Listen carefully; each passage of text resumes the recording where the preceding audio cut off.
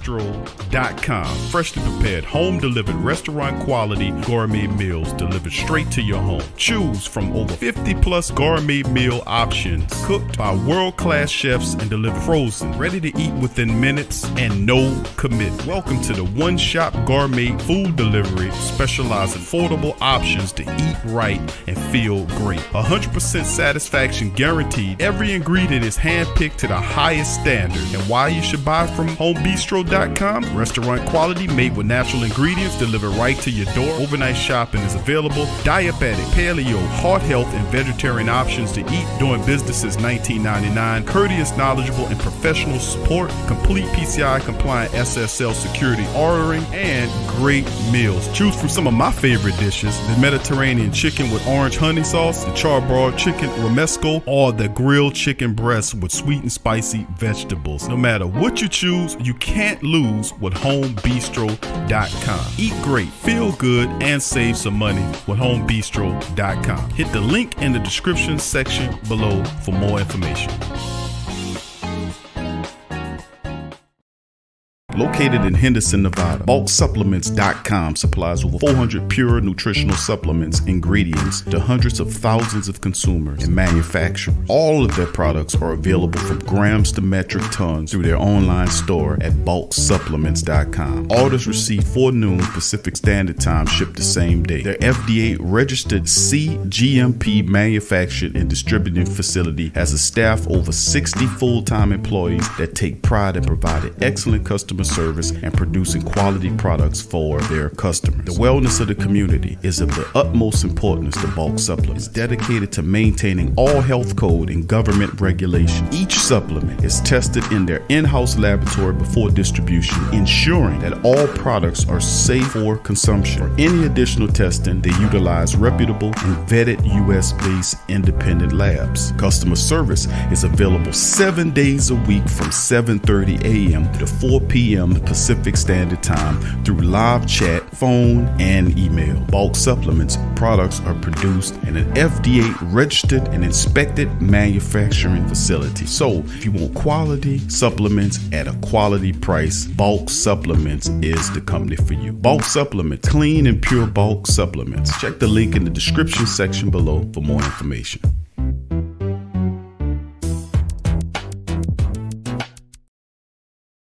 TheWhoThatDaily.com. That's right, TheWhoThatDaily.com. Your one-stop shop for everything New Orleans Saints, New Orleans Pelicans, LSU Tigers, and even the top flight boxing news. So if you're a Who That and you're looking for a place to stay up on your team, TheWhoThatDaily.com is your site. TheWhoThatDaily.com for the sport Who That in all of us.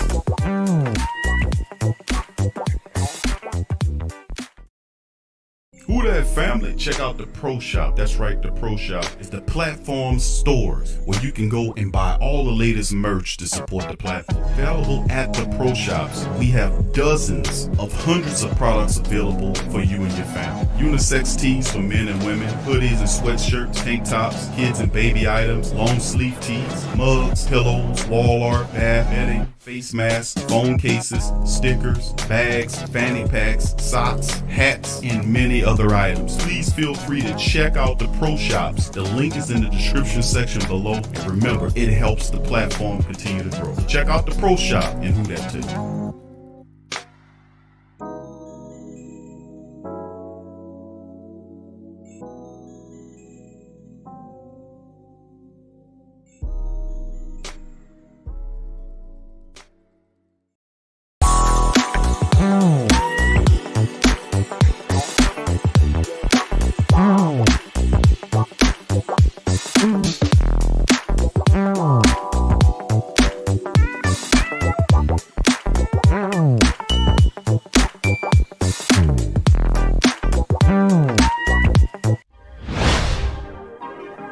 Yeah.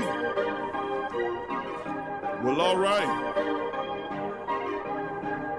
Like you always say, welcome, welcome, welcome. #1 sports talking indeed. We ain't like the Falcons, we won't blow the lead. Look, all we talk is who that, who got cut and who back. Rookies in the vets, players you should look at. It's the sports coma, you don't wanna miss it. Got the pre-game party, post-game statistics. Get a visit you're fine. It's the hottest thing smoking, Big Q and the guys. Go to YouTube Live, make sure you subscribe. Interviews inside the Saints locker room high. Talk to Drew, Jordan, Zach, Peyton, New Orleans, who that nation? Best believe when I say we bleed gold and black. Ain't a miracle or rivalry could ever hold us back. No, Beastquake, Bounty Gate, let the truth be told. It's the sports coma, all we know is say Super Bowl. Yeah. You're listening to the Sports Coma with Big Q and the guys on the PRO Media Network. Hear me, all that stuff? All right. Yeah, I can hear you. So Marshawn, first question for me on Patrick Mahomes. Y'all were in the same draft class. I mean, y'all went back to back in the draft. I guess, what do you remember? I like the hair. That way back when, and did you talk with him at all or anything? No, I don't really know him like that. I didn't know him before the job or after, really. So. Okay, cool. So natural follow-up then. What do you see from him now on tape when you're game planning for him? He's just a great quarterback that we had to defend. And we just got to be on top of our game, and, we'll be good. But he's a great quarterback. Next one's from Caroline Gonzalez. Hey Marshawn, it's obviously holiday season. I was wondering if you had a favorite Christmas gift that you've ever received and the reason behind that favorite Christmas gift. Or it could be worse, whatever you're feeling. Favorite Christmas gift? See, growing up, I didn't really have too many good Christmas. So the best one I can remember, I was real young, like 5 years old, and we got, my mother won a game and won a lot of money. And we got everything, we could ask for. That was probably my best Christmas I ever had. Thank you. Next one's from Luke Johnson. That's pretty sad, laddie daddy. Marshawn, if you're locked up with Tyreek Hill, how much are you just kind of aware of his speed as a player, and do you feel like you can match up with that? Come on, man. What you think, man? Come on. You got to ask the question, What you think? You think I can match up with it? I think I can. He's fast, yeah, but it's football at the end of the day. And you feel me? I feel like I'm a great corner, and he's a great receiver. It's a matchup. All right, let me pause for a second. Who there to the Black and Gold family members in the building? Big ups to the family members. I can see a higher level of difficulty for questions asked, and plus the last question that was asked by whoever the reporter was, the laddie daddy, about does he match up? Do he think he can cover Tyreek Hill? And of course, laddie daddy didn't like that response, but he cool as the other side of the pillow. But, I was just thinking, I wonder where was that difficult question yesterday when the reporters was throwing up them softball questions to Coach Peyton. Like, is Tyreek Hill a deep threat?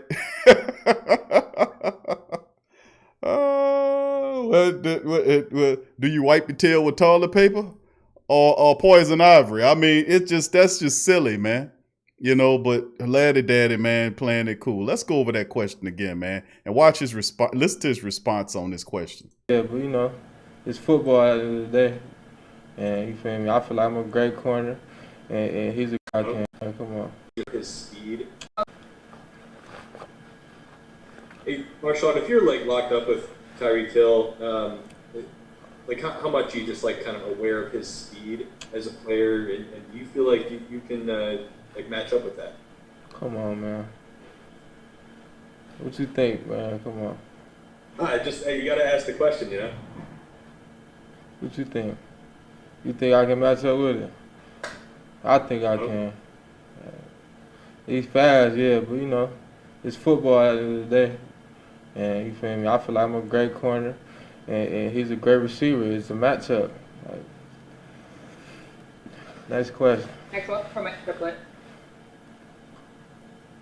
And Marshawn, I don't know if you've heard the stories over the years that the Saints had you and Mahomes. They were down to trying to decide between you two on their board, and then the Chiefs made their decision easy for them.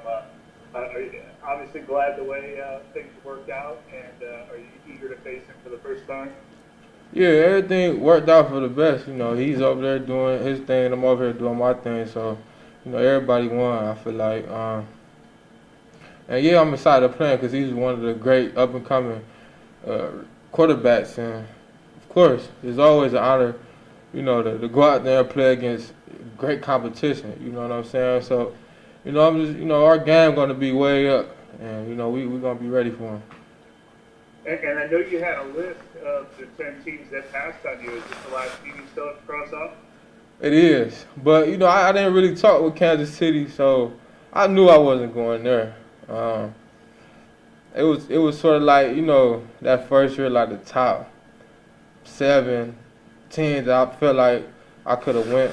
That was on my list. But, of course, yeah. Of course, you know, any team really should. Next one's from Luke Johnson. Marshawn, just generally with their offense, I mean, it's not just Tyreek Hill and Travis Kelce. They seems like they got a lot of guys who Mahomes can throw to. So what kind of jumps out about that? But just beyond those two kind of big guys who have all the numbers. They got a lot of weapons. Shit, we got to defend it, and that's all. You know, they great, we great. It's gonna be a great battle. You know, I'm not looking at them like, you know, they just some super team. You know, I feel like we stacked just like they stacked. So we're going to go out there and play, and the best man win. That's Ladder Daddy breaking it down. Big ups to Marshawn Lattimore breaking it down on that one. And, of course, you heard how Ladder Daddy said about Tyreek Hill and whether or not he can match up against him or not. And people forget that Lattimore's pretty fast, man. Now, he's had a pretty topsy-turvy season, dealing with injuries or whatnot. But I got faith in Ladder Daddy, man. Especially with somebody as cool as him, man. You know, he don't unravel, you know. Big ups to the family members in the live stream. Thank y'all for being here. And that was pretty sad by Lattimore too, man, when he was talking about he only had one really good Christmas from his past and his mama won some money and they got everything they want. So that's pretty sad to hear that, man. But anyway, he getting everything he want right now. So big ups to Ladder Daddy. We're going to bring Davenport in here. Then we're going to get into the injury report and other news. Here we go. Where, I can see you smiling under your mask, where did that come from? Because it wasn't just you. It was a lot of the defensive line, and some went further than others. It was kind of an interesting thing. You know, we had just been talking about it one day, and you know, I kind of told them I would do it, and I don't think they necessarily expected it. And just as soon as I actually got some supplies, I just dyed my whole head. And so, you know, it eventually became a thing where they're just talking about buying in. And it's more of a joke, but for me, it was just a change I decided to make, and, you know, just something new. I think Marcus a little thrown off. Who with me on that? It's like my whole head, so I'm a little stuck right now. I don't want to lose my hair just yet. Next one's from Caroline Gonzalez. Hey Marcus, I was wondering if you could tell me, since it is the holiday season, what is the best Christmas gift that you have ever received? Also, if you wouldn't mind tilting the camera up a little bit, because I can only see your mouth. Yeah, there you go. Perfect. Best Christmas gift. Dang, that's tough. Or worse. Or worse. Man, one time my mom got me a jacket. It was a racing jacket, and like I cried so much. I just wanted toys. But sadly enough, it turned out to be one of the coolest jackets I ever had, and I regret it because I didn't take care of it. But yeah, that's like my worst one, especially at that time. If I can ask one brief follow-up, if you could pick one person to be on the naughty list and one person to be on the nice list on your team, and you have to pick one for both, no getting out of it, who would they be? I'd pick Cam and nice. Shoot, I'll put my dog Shy Tuttle up there. That was good. All right, that's Davenport breaking it down. Before we get any more holiday questions, I'm gonna stop it right there. Big ups to the Black and Gold family members in this thing. Much love to y'all, man. Welcome to another installment of TSC. The sports coma can't guard Mike DNP'd again at practice. All right. Big ups to the family members in this thing. Thank y'all for being here. Yeah, I gotta agree with you on that, family. I see you, Sad Scott. Big ups to you, fam. I think Davenport definitely is strange, man. To quote that song from the great group Cameo. He definitely strange. Remember he used to bust that that earring? I have to bring that back, man, because I was laughing about that hanging earring. And only the greatest of the great super warriors can wear that hanging earring, that hanging cross earring that the great who was it? The great Aaron Neville. He had the power, but you cannot wear that hanging earring if you don't have the power to wear it. It will disintegrate you. That is a fact. Davenport wore that hanging earring. Also, the great Lawrence Taylor, one that he used to wear it. The great Mr. T wore it. The great what's his name? Who else wore it? There was a bunch of people, but only certain people that are great can don the hanging cross earring. And that was Michael, the what's his name, the singer who used to wear it. What's his name? You got to have faith, the fate. Him. He wore it. It was only the greatest of the great that can don that blessed hanging cross earring. And Davenport was one of those dudes. Oh man, he had the Percy Miller glasses when he got drafted, a hanging earring and a flat top. And we ain't supposed to think he a little strange. But big ups to Davenport, man. Much love to Davenport and Laddie Daddy and bringing us in this thing. Much love to y'all, man. Thank y'all for being here for the Thursday edition of the Sports Coma. We're going to cover some news, notes, and items today, family. Thank y'all for being in the stream. Big ups to y'all. There you go, Brother Jerry. George Michael. There you go. Thank you for that. I always forgets that guy's name. I always forget. But I remember the people who wore the great hanging cross earring, and that was Davenport, Lawrence Taylor, Mr. T, George Michael, and those guys, All right. Roll call. Big ups to the family members. GM Kev in the building. First in the chat. Who that to you, GM Kev? KK Cole. KK 504 and 404 Cole. Changing it up. All right. Big ups to you, fam. Jerry Paul Jr. Who that to you as well. Big ups to the rest of the family members. Till. My dog Till in the building. What's up, Till? Chris Rooks. Who that to you? Josh Goat 23. Who that to you? Brother Man. Who that to you, brother man? He says, what's good, family? Let's get this dub Sunday. You feel me? There you go, brother man. Who that to you? Ferg 318. Who that to you? Elite Goods. Who that to you? Big ups to you as well. Torrey Shepard Sr. Who that to you? Good to see you in the chat. Ulysses Logman. Who that to you? Ulysses, thank you for being here, fam. Who that? Swag Fan. Who that to you? Who else we got chiming in as well? Robbie Clark. Who that to you? Original Hot Boy 504. Who that to you? Big ups. Pick it and flick it is in the building. Who that to you? All right, Saul LaPaul. Who that to you? Good to see you in the chat. Thank you for being here, Saul LaPaul. All right, Sat Scott. Who that to you? Revolt Control. Who that to you? Good to see you in the chat, fam. Big ups. All right, who else we got here in the stream?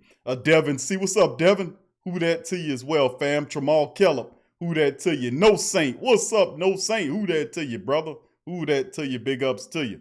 Mr. Realist 95. Who that to you? Let's big ups to you as well. And I think I called out Chris Rooks, didn't I? I did. If I didn't, give Chris Rooks a shout out as well. Who that to you, Chris Rooks? As well, Rush Hour. Who that to you? Jordan, what's up, Jordan Kinchin? Who that to you, Jordan? Big ups to you as well. Good to see you in the chat, fam. All right. Brother Dada is in the building. Big dog Dada in the building. Who that to you? Lavelle Brown. Who that to you? Let me see what else we got there. Who else? DeWine Mead. Who that to you? Gundam. Who that to you? Keith Herder. Who that to you? Marco Watson. Who that to you? Annie Clark. Who that to you?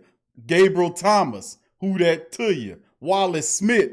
Who that to you? Dedrick Ford, who that to you? And all the family members, who that to you? We in this thing. Much love to the great black and gold family members. Trey Joseph, who that to you as well. And all the family members in the building. If I didn't give you a who that, give me a who that, and I give you a who that back, baby. You know how we rocking here in the Sports Coma. So in this edition, fam, I'm gonna go over the injury report for Thursday. We open up the broadcast with Laddie Daddy, as cool as the other side of the bed, as cool as the other side of the pillow. Laddie Daddy, Laddie Daddy kind of made me a little sad, man, when he said he didn't have too many good Christmases. He had one Christmas that he remembered when he was 5 years old.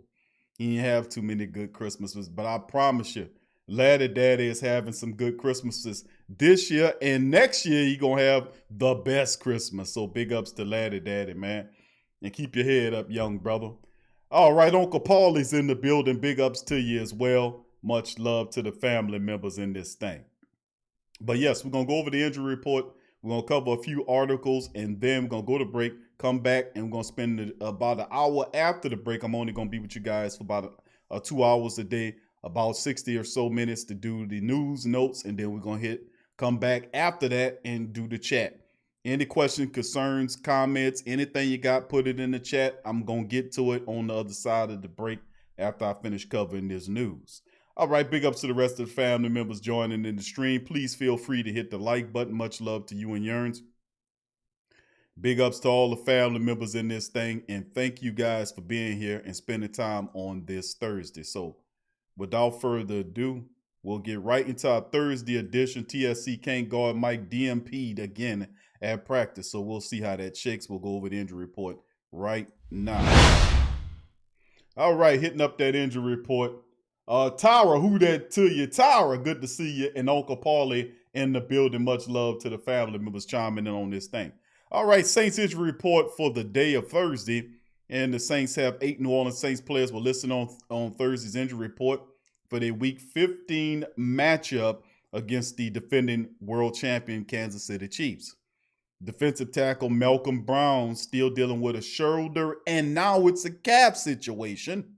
He's DNP'd Wednesday and Thursday, looking like Malcolm won't play for the second consecutive week. Easton is definitely not going to play after getting 2 concussions this year. They're going to hold him out for his last game and this game. He'll more than likely be eligible to return against his former team, the Minnesota Vikings.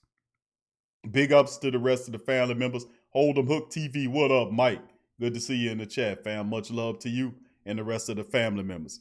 All right, let's keep it going. And of course, Mike can't guard Mike, as the thumbnail shows, dealing with ankle problems. He was DNP Wednesday, which is unusual. It's usually he'll have you might see him limited or DNP, but never back-to-back since he had those injuries occurring. So is that an issue? We'll cover it moving forward. DNP for back-to-back days. Malcolm Roach was DNP with an illness. He fully practiced today. Deontay came off the DNP status, the limited. That's good news since dealing with that neck issue. Looked like he was trending in the right direction last week. Then ultimately the team just decided to shut him down. So we can use his speed and versatility against the Kansas City Chiefs to stretch the field.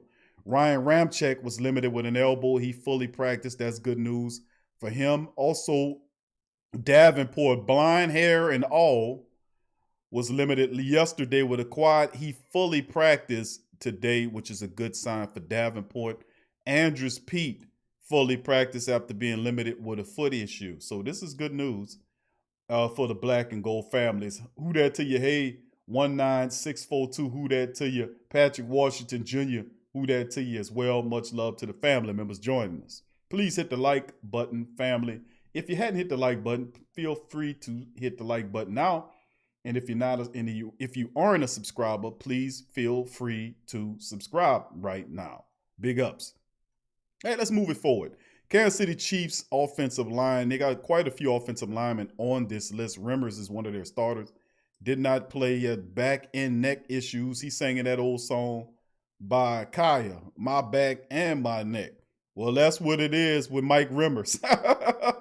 He was shut down Wednesday and Thursday. Eric Fisher, who's one of their best offensive linemen, was shut down with back issues as well.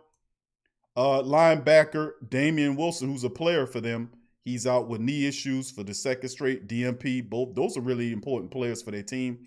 Tyreek Hill was dealing with hamstring issues. He's fully practiced both games. So it looked like he's on the plus side of them thing, on the good stuff. All right, Nick Kelser has ankle issues. He fully practiced. That's the backup tight end. Defensive end Caspagnon is fully practiced after dealing with a hip issue. Derek Namdi, one of their defensive tackles, fully practiced. Alex Okafor, one of my former favorite defensive linemen, he was dealing with knee issues. He is good. He's good to go, fully practiced.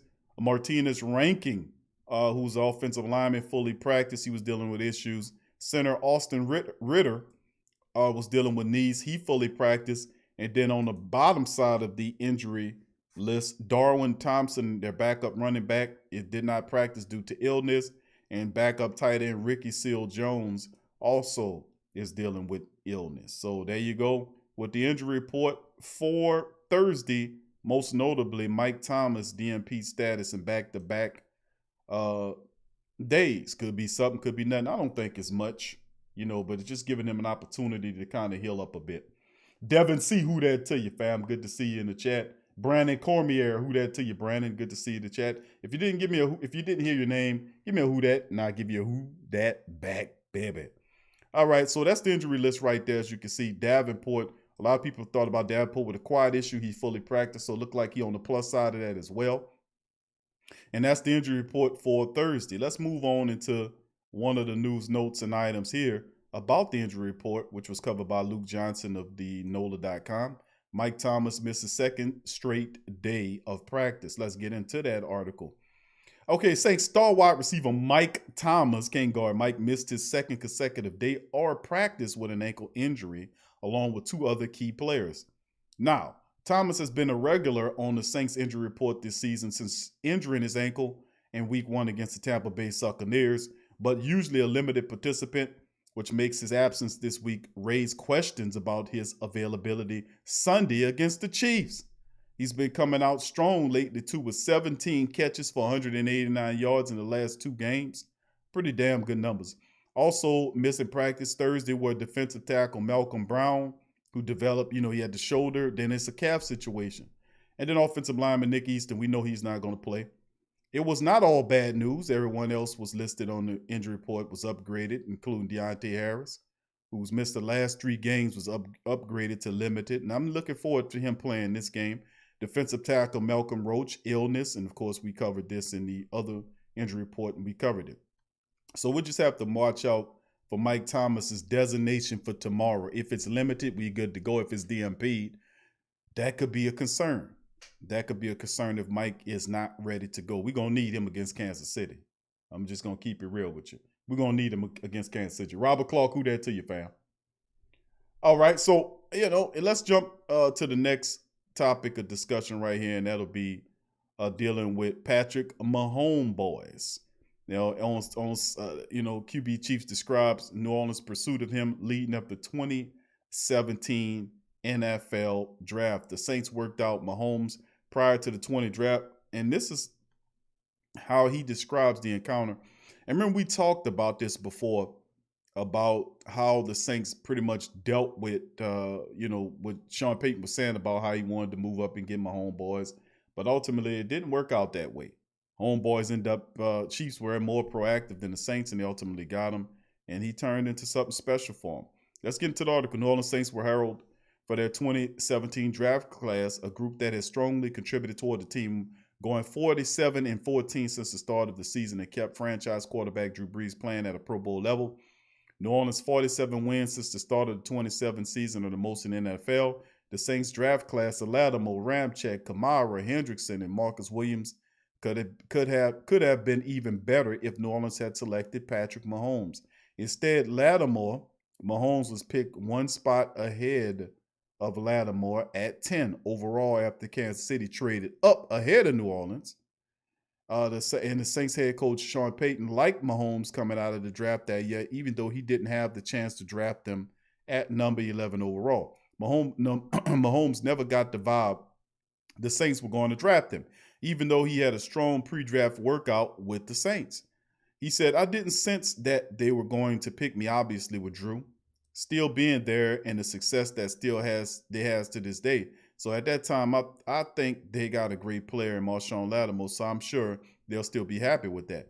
Mahomes told reporters Wednesday, it's just crazy how stuff works out, that we're in the position that we're in now. The Chiefs quarterback was clearly impressed with Peyton in the pre-draft process, as Mahomes would likely had similar success to what he accomplished thus far with the Chiefs. Mahomes has the most passing yards with 13,620 yards, passing touchdowns of 109, passer rating of 110, and fewest interceptions 23 through a player's first 44 starts in NFL history, winning an MVP and a Super Bowl MVP award in just his 3 first seasons. That's pretty spectacular, man. You look at his numbers, and this is his, Patrick Mahomes boy's career numbers right now as it stands. And you got to give Patrick Mahomes boys a lot of credit, man. Got a 68.4 completion percentage. It's just amazing, man. What this guy is able to do. It really is. I think this is his stuff for this year. I think this is his numbers this year. That can't be, man. Hold on here. Let me check this dude out, man. That can't be right. Yep. Yeah, it is. That's his damn numbers for this year. All right, let me jump back to I just needed to do a little quick research right quick to figure it out. But I'm thinking this is some off number. No, but this is this guy's numbers for this year. You look at my homeboy, he got 68.4 this year, 68%, true for over 4,000 yards, 33 touchdowns, and 5 picks. That's pretty damn good. He averages almost 8.5 yards every time he throws the ball. So he's pretty special, man. This kid's pretty special. All right, let's keep it going. That was the first thing you kind of see. I mean, the way he talks to you, the way he coaches you, you can tell he truly cares about the guys he coaches. He wants to make them better, Mahomes said of Peyton. That day he wanted to get it out of me and see where I was at and also help me improve in every way possible. You can see how he coaches. I mean, obviously he's an offensive genius, but he also really is respected by his guys in the locker room. Then you can see how all the stuff he's done for years and years and had success. And then when you watch them on field, you can see all the different game plan plays that they have. And it's as long as the base plays, they do a great job of executing and really getting the ball to their playmakers. I think it's very similar to what we do here. It's pretty cool to be able to go against another great coach like that. Breeze has put up impressive numbers in the years since, as Mahomes would likely still be riding the bench in New Orleans until Breeze retired. But if the Saints had an opportunity to draft and the Chiefs quarterback would have received an opportunity to play over the past 2 years when Breeze suffered various injuries that kept him out of the games. Perhaps the Saints would have closed the book on Breeze sooner, no doubt about it, in my opinion. It's hard to defend him off. I'll tell you that much.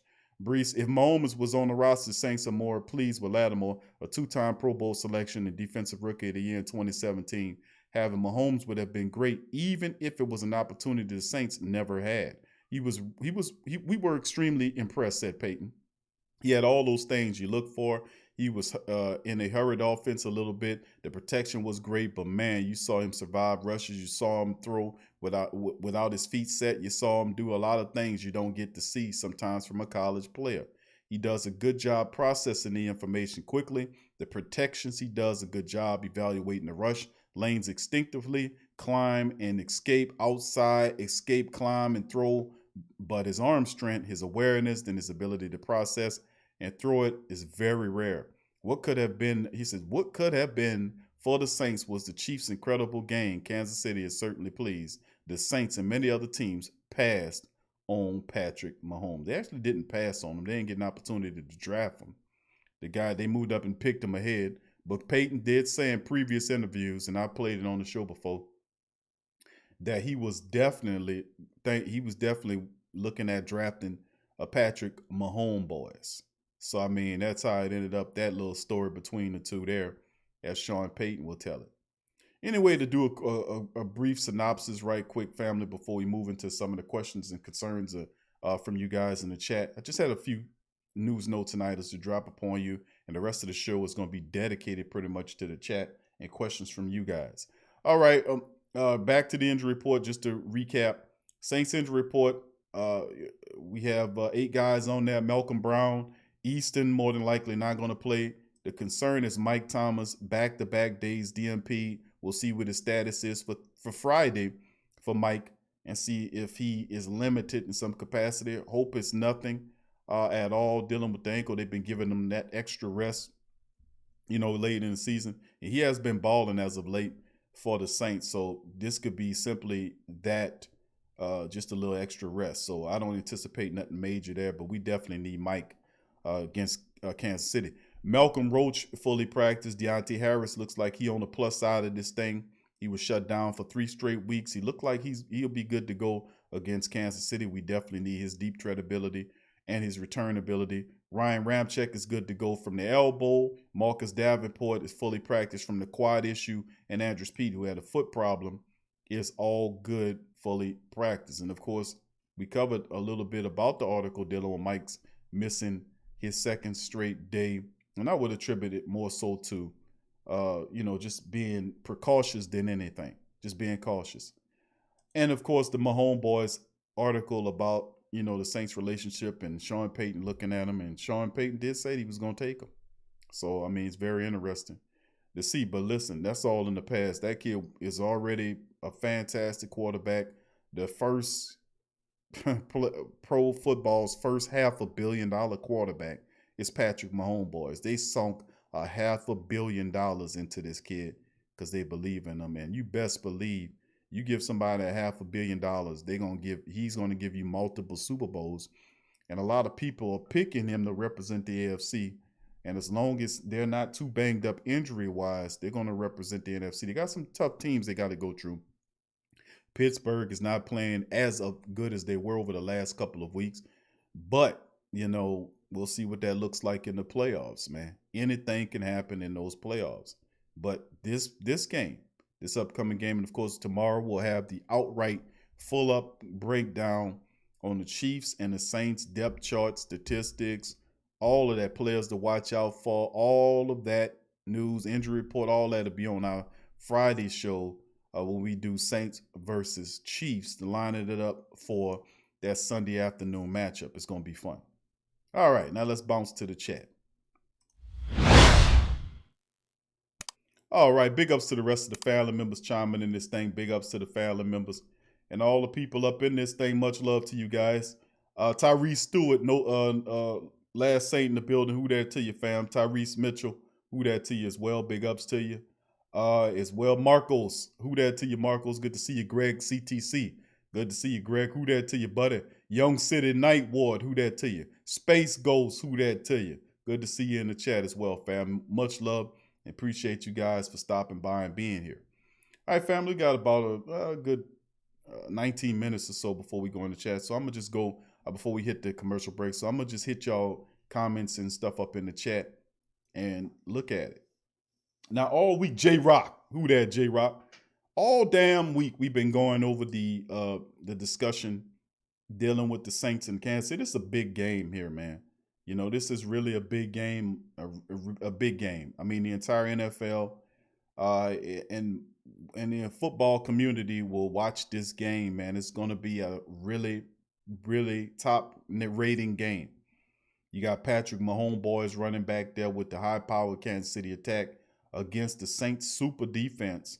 We had a letdown against Philly, but which will have their minds right for this matchup. To get after Patrick Mahomes, boys, they got to, and of course, that question the reporter asked about Laddie Daddy and Tyreek Hill, that just pissed off Laddie Daddy. That pissed him off because the reporter was almost, making the question like, I don't think you can cover him. Very few people covering. What make you think you any different? Laddie Daddy like, come on, man. What you think, man? Well, what I think is I don't think you can do it, Laddie. That's what the reporter telling him, But the thing about it is we'll see tomorrow, man, because he shut down Mike Evans when he plays. And Mike Evans is a hell of a wide receiver. He shuts him down. Just imagine if Laddie Daddy can do that against Tyreek Hill all of the naysayers would jump off his back. I mean, seriously. Man, Laddie Daddy shut Tyreek Hill down. He didn't have no catches.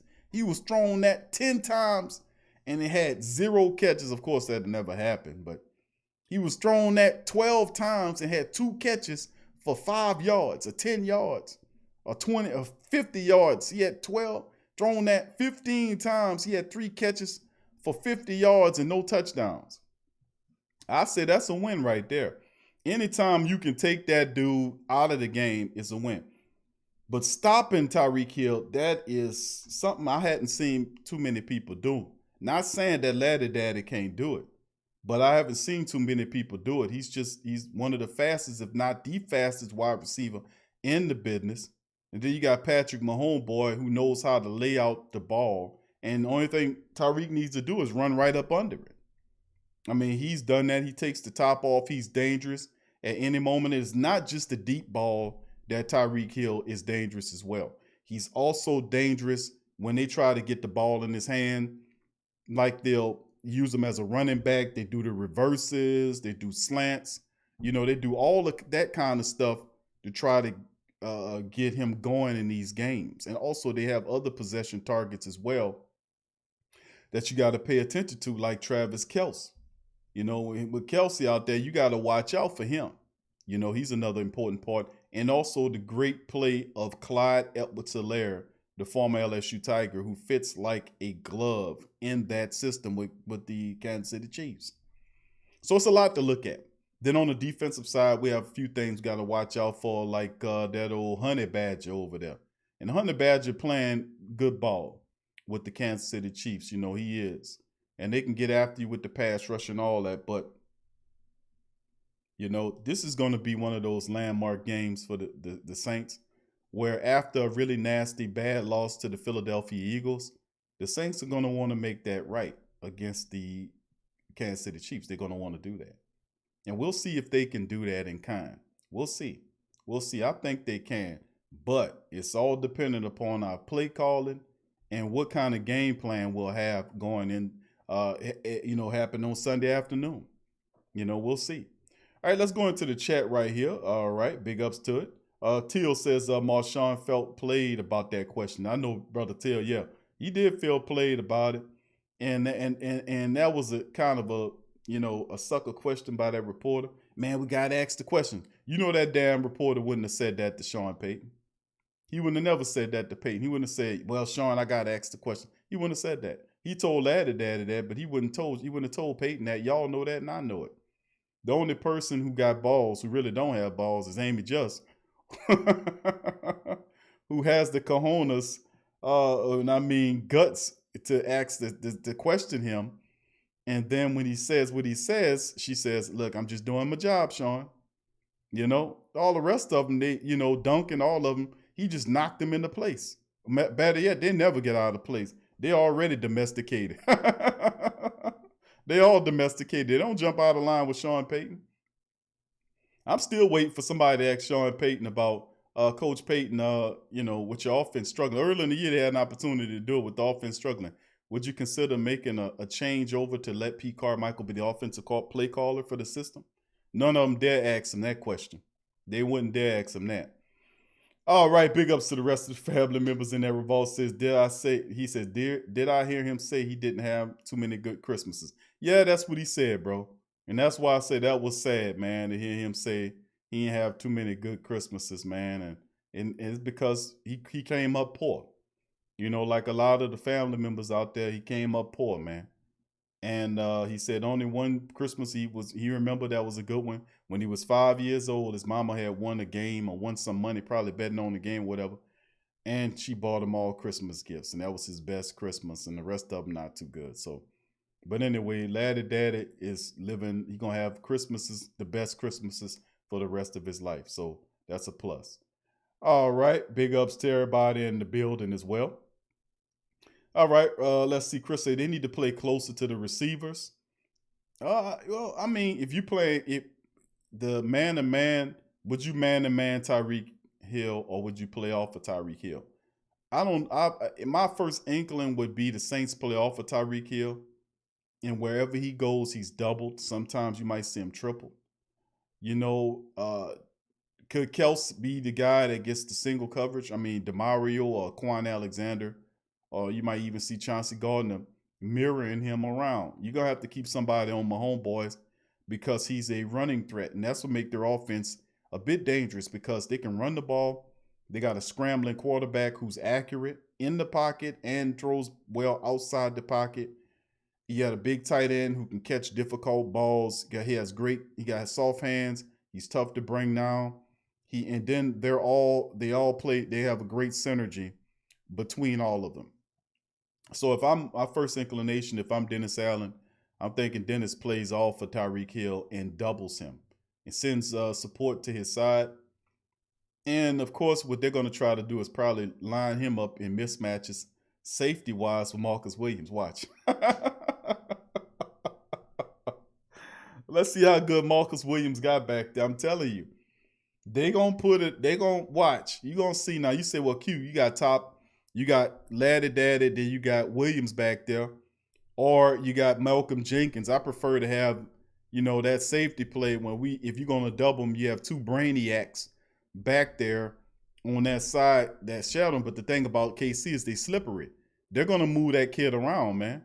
They're gonna move Tyreek Hill all the way around. They're gonna put him in the slot. They're gonna use him in reverses. They're gonna let him play, even give him the ball like he a running back. They're gonna do all that, man. All right, let's keep. Seth Scott says Laddie gonna be okay, but Jack Rabbit need to stick T Hill. I know about and Jack Rabbit has been playing better than Laddie Daddy Lady, to be honest with you. He has. And that's because of the fact that Laddie Daddy and Jack Rabbit, they've been off and on. They've been dealing with coming off injuries and problems. And I just won't see them be able to stay together, stay well, and continue to play on the field at the same time. And that's the thing that, that we got to watch out for as well, man. That's the key thing right there, is that they got to just stay healthy, man. They got to stay healthy because this is going to be a serious test for the secondary, the entire defense overall. This is a big test for them, but especially the secondary. Because the key move, how the Kansas City Chiefs move the ball, is through the air. So the secondary will be tested. They definitely will. All right, let's keep it going. Jared says, image is cool. TJ did an interview with her earlier this year. Okay, all right. All right, and let's see. That's what happened. What else? This game was a sacrifice. So this game was a sacrifice. I don't know. KK Cole, you got to break that down. I don't know what you mean by, was it a sacrifice? All right, let's keep it going. Big ups to the family members chiming in this thing. Big ups to you. Let's see. Okay, Tori says, did y'all get the cold air yet? It's been cold down here for the past. You got a little Arctic front shooting through. I ain't gonna say an Arctic front. We getting the cold. We got some cold air down here, some cold weather. Chilly weather down here. It ain't snowing or nothing freezing. But we got a little chill out here. Dedrick says, who that? What's up with North Carolina? He said, North Carolina in the house. The North Crack-a-lackin'. I got you, fam. Big ups to you. Gundam said, Big Q, give me some positive insights. Saints, do the analyst thing you do, bro. All right, insights. Positive insights on the Saints matchup. Fact of the matter is that the Saints are healthy at the right time. Let's look at that. That's a great positive to start off, is the fact that the Saints are great. Their health right now is improving. You're getting Drew Brees back after being pretty much out for 4 weeks. He's resting up. You got a few guys bumped up and bruised, but you'll get those guys back real soon. You're getting Deontay Harris back, which is a plus for the special teams. And like I said, you got a healthy Ryan Ramczyk and Andrews Pete. These guys will be more impressed, more focused to play better in the matchup against Kansas City. And the Saints will be super motivated for the Kansas City matchup, just like they were against the Tampa Bay game. They understand what's at stake here. Beating Kansas City puts a big plus on their record. And everybody know, when they seen this schedule, a lot of people had that game circled on the schedule. They had that game circled with the Saints and the Chiefs. And guess what, family? A few days from now, we almost there. And with that being said, that means you have 3 games left in the Saints regular season. That's right. This long, crazy season of ours has 3 regular season games left before the playoffs. That's right, family. 3 weeks of football, regular season football remains. How about that? Meaning the Chiefs matchup, the Vikings matchup, and then ultimately you have the Panthers to close the season out. Now, these next couple of games are going to happen pretty fast because the Saints going to have a knockdown, drag-out game with the Kansas City Chiefs, and then a short week later, you got the Minnesota Vikings come strolling into the Superdome on Christmas. So the Saints have a really tough game against KC, and I just don't want them to exhaust themselves because they have a quick turnaround against a playoff-hungry Minnesota team who's looking to take advantage of the fact that the Saints might put out a lot of energy to beat the Kansas City Chiefs. So, but the positive thing, just to get you that, Gundam, is you got to look at the injuries. You know, we're cleaning up and we're doing a good job of that. And we're moving in the right direction as far as that's concerned. So that's a major plus and promise. We'll get Drew back. And after this distasteful loss to the Philadelphia Eagles, we'll be fine. We'll shake back and use this as a site, and hopefully, I know that like I said, the team will be fine. I think they really will. To get that, the players are awesome. This is a Super Bowl team. I keep saying that. We just have an issue with just hope Coach Peyton keeps the cutesy stuff down. Thank you, Big D. Thank you, Derek Summerfield. Appreciate the super chat, bro. He says, Q, check out the interview Sean did on Huddle and Flow. It gave me a new respect for Coach. All right. I sure will. I'll check it out, bro. I sure will. Huddle and Flow. Thank you. All right. Let's keep it going, man. And big ups to you. But thank you, Gundam, for that. Marco Watson, who that to you, fam? Good to see you in the chat as well. All right. Let's keep going on down here. Dedrick says, who that, family? All right. Okay, Dedrick already read that one. All right. T-Mama and the rest of the family members. Trey Joseph. Big ups to y'all. Devin says, both KC starting tackles were DNP, but, you know, against the Saints, people got that healing syrup. Yeah, and it'll be interesting to see what goes down, man, when that all shakes and go. But the Saints got we motivated to win after that horrible matchup against the Philadelphia Eagles, man. You know, we it wouldn't be a good look to lose 2 straight, you know, toward the back end of the season. We're usually pretty good in the month of December, but we'll see how it shakes. I want us to be able to take care of business against Kansas City. And then right after that, you got Minnesota. So it's going to be interesting, man. We'll see what the team is made of with these next couple of games. I promise you that much. It's definitely prime time, bro. It's coming down to prime time right now. 3 games remaining in the season. We got to take care of business. And wherever, and we win, we take care of business, we win, and let the chips fall where they may. That's how I look at it. All right, let's keep it going, man. Sad Scott says, cuz number 50, D. Wilson says he's going to play in the Superdome. LOL, going to be game time. Okay, that's your people. All right, Wilson. All right, he's pretty productive. All right, Keith says, can we trade Davenport and Patrick Robinson for J.J. Watt? I don't think that'll be a trade the Saints want to make. They'll be taking on a massive contract of J.J. Watt. That money wouldn't work anyway. Davenport's on a rookie first-round draft pick deal, and Patrick Robinson's money was cut down to like $2 million, so that trade wouldn't really make sense money-wise.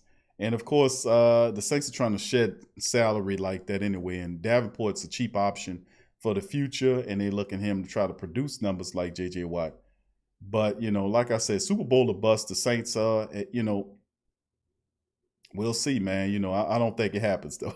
Thank you, though, Keith. Appreciate it. Robert says the Saints offense will need to score 30 to 40 points to win this game from KC. Yeah, I said 28 to 31, but how good is your defense? If they got to put up 31 points or 40 points, where's the Saints defense in that? You know, if we got to score 40, that means the Saints defense surrendered 40 points where our offense got to scrap with them. That means we're not doing what we're supposed to do. I don't think the Saints defense surrendered 40 points against the Kansas City Chiefs. We're just too good.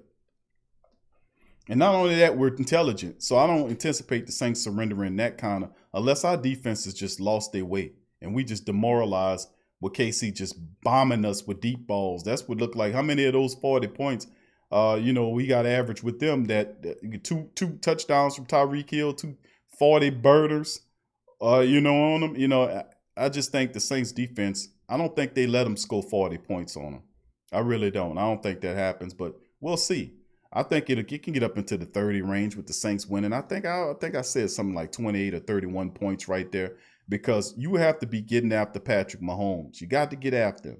You can't let him sit back there and throw that ball. You can't let him leak out there. You can't let him he'll take off on you. He'll slither through, open it. I mean, the guy knows what to do. He knows he knows that offense, and he knows how to move around. So you just can't let him do that. You got to put pressure on him and give him a reason to throw. And I think the Saints will dial up something, even if it's that Chauncey Gardner edge blitz that worked against Matty Icewater, Icy Hot. That probably would be a pretty good move. But anything to send blitz and pressure in there to knock him around, and plus stopping the run. Let me say that too, because I said that in the previous breakdown last Friday's show.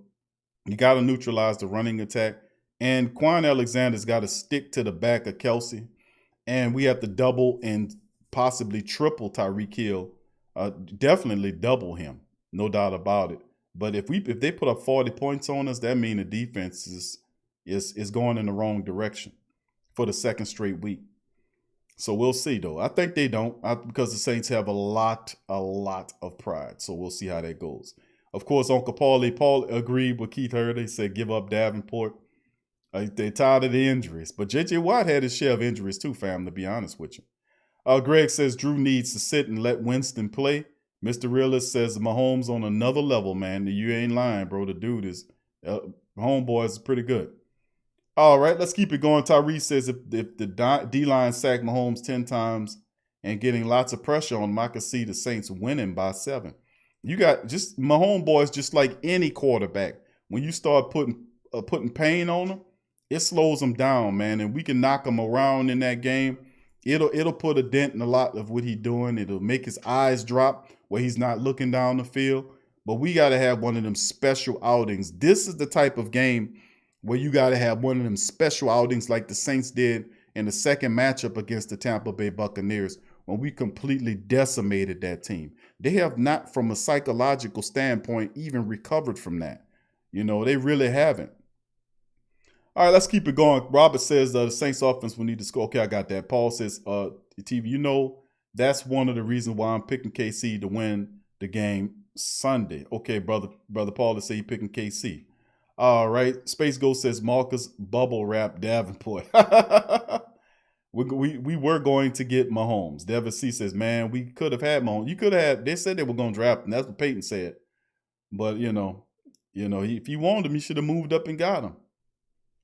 But he played it safe, and that's what happened. Marcos, he says, Devin says Drew would have been gone last year if Mahomes for those 5 games. Yeah, you're right. Drew would have definitely retired last year. Could have been a little earlier. Well, he didn't get hurt until last year. Mahomes would have definitely took it over, and there would have been no reason to go back to Drew. And last year they would have went back to him, but after that, but depending on how good he played, but usually you're not supposed to lose your job to injury, but that's a bunch of bull dash. That's a bunch of bull crap, because how many people lost their jobs to injuries? Got injured and lost their job. They say that, but they go in the opposite direction every time they say that. Tyrod Taylor lost his job to injury. He was ready to come back, and then the guy out there said publicly, "Nah, this is Tyrod's team, and he when he comes back, he'll be the starter." Well, guess what? When he got ready to come back, they said, "No, we're gonna stick with this kid Herbert," and that's what they did. So I mean, you can't believe half the shit them coaches tell you. I'm telling you, I'm being honest with you, man. Because a part of it is just misdirection and outright misinformation. And sometimes the power ain't up to them. If the owner tell them, hey, put that young kid in there, what they going to do? Say no? They're going to play the young kid.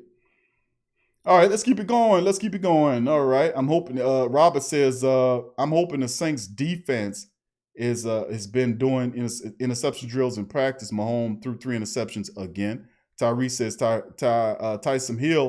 Taysom Hill will be fine, everyone. Calm themselves and stop panicking. All right. I don't see who's panicking. I don't think they're panicking. Maybe you seeing some panic. I don't see them panicking. Hold'em Hook says, I hope we'll pull it out to Uncle Paul, the real talk. Mr. Realist says secondary have been dropping INTs all season. Like, bruh, I know they, we definitely got to stop doing that. Tyree says Peyton needs to unleash Hill. Taysom needs to scan the field. Taysom Hill should have 5 touchdowns at the most. Tyrese says if the Packers keep Rodgers, Tyrese Mitchell says if the Packers keep Rodgers, we can trade up for Jordan Love next year. Tyrese says Mitchell, I think if the Packers keep Rodgers, we could trade out for. I don't think they keep Rodgers. Rodgers is a free agent next year, and it's already been the writing already on the wall. They want to move beyond Aaron Rodgers, and Jordan Love, what they do it next year will be the time when they'll do it next year. So I mean that's what the big point. That's why they ain't giving him the wide receiver weapons. He's like, where the wide receivers in the draft? None of that. They went with a quarterback. They looking to move beyond Aaron Rodgers, man. All right, KK Cole says Sean Payton don't plan for the future. Thinking Drew's not retiring soon. Dumb on Sean. Keep watching other teams getting good QBs. We passed on quite a few good quarterbacks.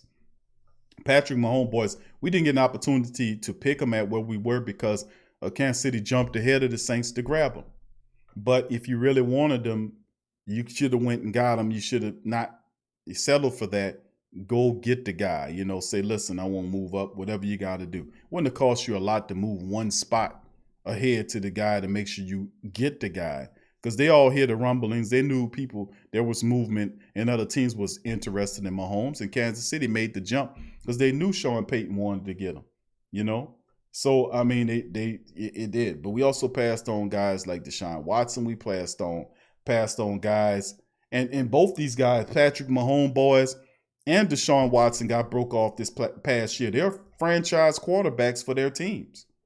We could have had a guy like him. We passed on Lamar Jackson that year, even though he don't look that good right now in Baltimore because that shitty offense, that coordinator's garbage.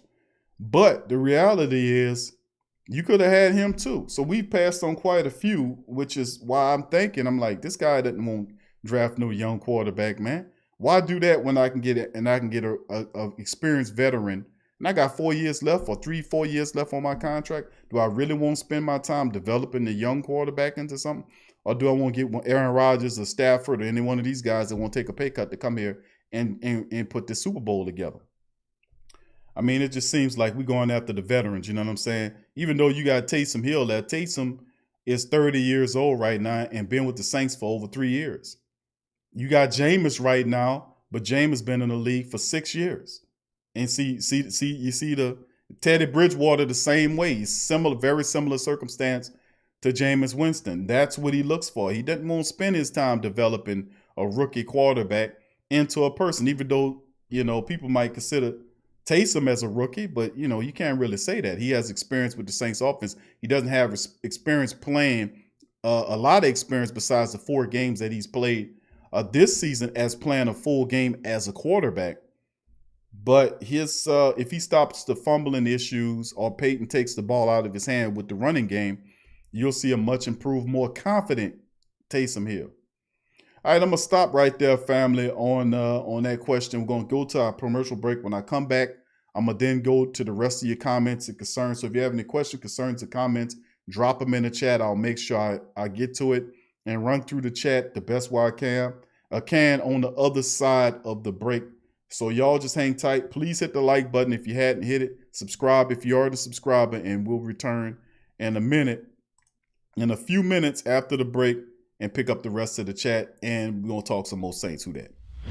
Live clean, eat cleaner. The only natural and patented produce wash. Eat Cleaner is a tasteless, odorless, and lab-tested line of food wash and wipes that is up to 99.9% more effective than water in cleaning wax. The only natural, patented produce wash in a 14-day study, applying Eat Cleaner all-natural fruit vegetable wash to a variety of fruit and 100 pure guaranteed vegetables. Also prolongs shelf life up to 5 times longer through a natural blend of fruit acids and antioxidants. This can help save your family on average of over $500 per year, reducing waste and making it easy to get your half plate of fruit and vegetables each day. Eat Cleaner offers a wide variety of solutions for food safety and shelf life extension for consumers, retailers, food service, and operators. USDA bio-based, OMRI listed for use on organic produce, non-GMO, vegan, gluten-free, made in the USA, lab-proven, and patented. So if you want cleaner fruits and veggies,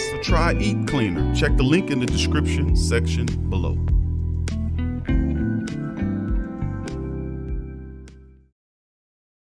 Tea is your escape. It's your opportunity to create a moment for stillness, for reflection, for yourself. It's your connection to a world of senses, flavors both exotic and familiar, energizing and relaxing. It's your retreat from an increasingly turbulent world. It's the perfect paradox of simplicity and complexity. Teabox.com connects tea to people, uniting the richest flavors of the finest teas with the curious, the cultivated, and the adventurous all over the world. The freshest tea you've ever tasted, from crop to cup. There's simply no simpler way to experience the wonderful complexity of tea. Teabox, packing up the freshness. Tea thrives on freshness, and so do they. Teabox temperature and humidity control facility ensure that tea is maintained. The teas themselves go into oblique bags with aluminum layers that protect them from excess moisture. And like with Teabox, shopping for fresh, loose leaf tea is easy because you make an informed purchase. You know exactly where your tea is coming from. So for the freshest teas in the world, check out Teabox.com. That's right, Teabox.com. Check the link in the description section below.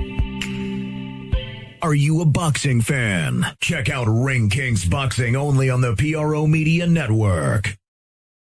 The Klein's family has been getting people to go nuts for old nuts since 1995. As legends have it, a number of the Klein's friends who heard the idea said you can go nuts trying to name a store like that. In the excitement, the Klein's thought their friends said old nuts instead of go nuts and proceeded to throw caution to the wind. Old Nuts has over 2,000 items, bulk and wholesale prices of a whole lot of your favorite fruits, nuts, and confections. A selection of gift baskets for any budget, any occasion, and provides one of the best and impressively rated shopping experiences on the web. Fact is, between their selection, service, speed, or their online presence in the virtual mirror retail experience, they have developed an enviable client base that's comprised of personal and professional customers who count on their remarkable range of gift baskets. Think of gift basket, think about Old Nuts. Check them out, oldnuts.com. Check the link in the description section below.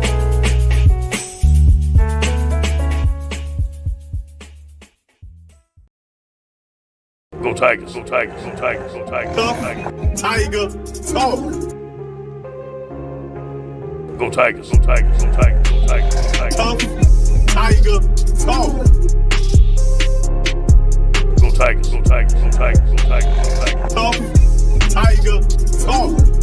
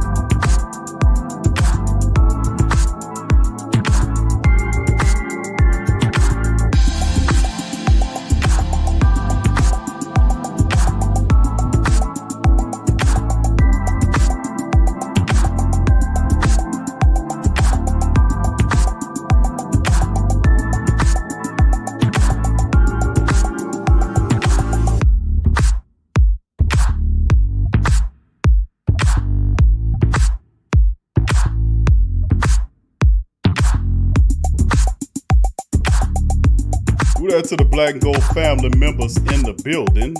Much love to the great Saint Think Tank, man. We're in this thing. Much love to the family.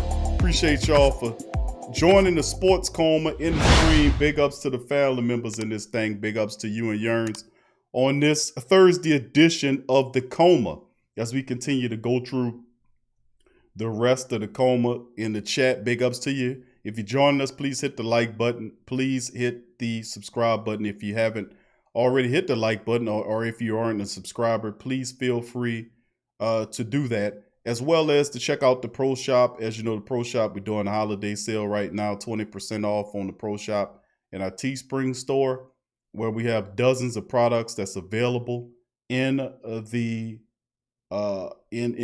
chat. So big ups to the family members in this thing. Thank y'all for being with me on this edition of the Coma as we keep it moving. So let me get back into the chat here as we keep on hitting it and moving along as well. All right, so let's do the thing and get back into the chat. And a lot of family members concerned about whether or not the Saints, and that's something I've been really getting a lot of questions about, whether or not that people feel like whether or not we can recover from what happened against the Philadelphia team. And that's something that, you know, we have to do. We have to do it regardless. It's something that it's tough, but you know, when you just have to release that and then focus on the task at hand, which is handling business. And I think that the Saints will definitely do that. So we'll see what's going on. All right, let's keep hitting the chat, man, and see what's going on in the chat. All right, Devin says both cans. Okay, now I've read that one already. All right, let me see if I can find my place again. All right, man, we could have had Mahomes. I hope we put, he says, I hope we put it all out there. Uncle Paul, it says, hold him hook. Tyrese says, Taysom will be fine. All right, Mr. Realist says, secondary been dropping INTs. Tyrese says, Sean unleashed Hill and Taysom. Let's see, Tyrese says, Mitchell, we don't need to trade for anyone. What are you talking about? Says Tyrese Stewart, last Saint. All right, KK Cole says, Sean Peyton, don't plan for the future, thinking Drew not retiring soon. And of course, what Sean Payton did say, he did say that we in the building, you know, so we'll see how that goes and how that shake. He did say that the starting quarterback is in the building. Did he not say that? He did say that as well. So, I mean, that's the thing, man, that we need to pay attention to moving forward, man, is the fact that as a unit, as a team, as a franchise, we have to be able to take care of business against the Kansas City Chiefs. I mean, you know, you haven't exactly wrapped up, you haven't wrapped up the NFC South. That's still hanging out there that we got to take care of. So I'm going to go down the chat, finish out. Tyrese says, you have a Heisman QB who threw for 5,000 yards in a dynamic dual threat QB who's basically a rookie playing full-time as QB. Y'all tripping. The QB's in the building. KK Cole says Mahomes' contract is really not good in the long run. Pat should have looked 5 years for $250 million. That's a lot of money.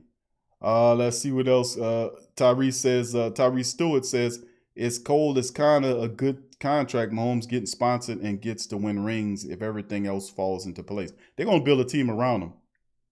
And yes, Demetrius Simpson, who that to you? Demetrius says that this will be for respect, Q. That's right. Respect the NFC South crown and several other things that got to happen. I'm just going to keep it real. It's just got to. It's got to happen. All right, let's keep it going. DJ Field Code 79, who that to you, fam? Good to see you in the chat, bro. Big ups to you. Tyrese Stewart says Chiefs ruin everything. Fella Throwdocs, who that to you, fam? Says, what up with MT13? Right now, I think it's a precautionary measure. The Saints sitting him down on that last 2 days. And I think he'll be ready to go Friday. When we read that Friday report, he should be limited and should be good to go for Sunday because we're going to need Mike for that game. Hopefully we get Deontay Harris back as well. All right. Rush Hour said, I know we beat KC, but we got to also beat the referee because, like you say, Mahomes is that $500 million player.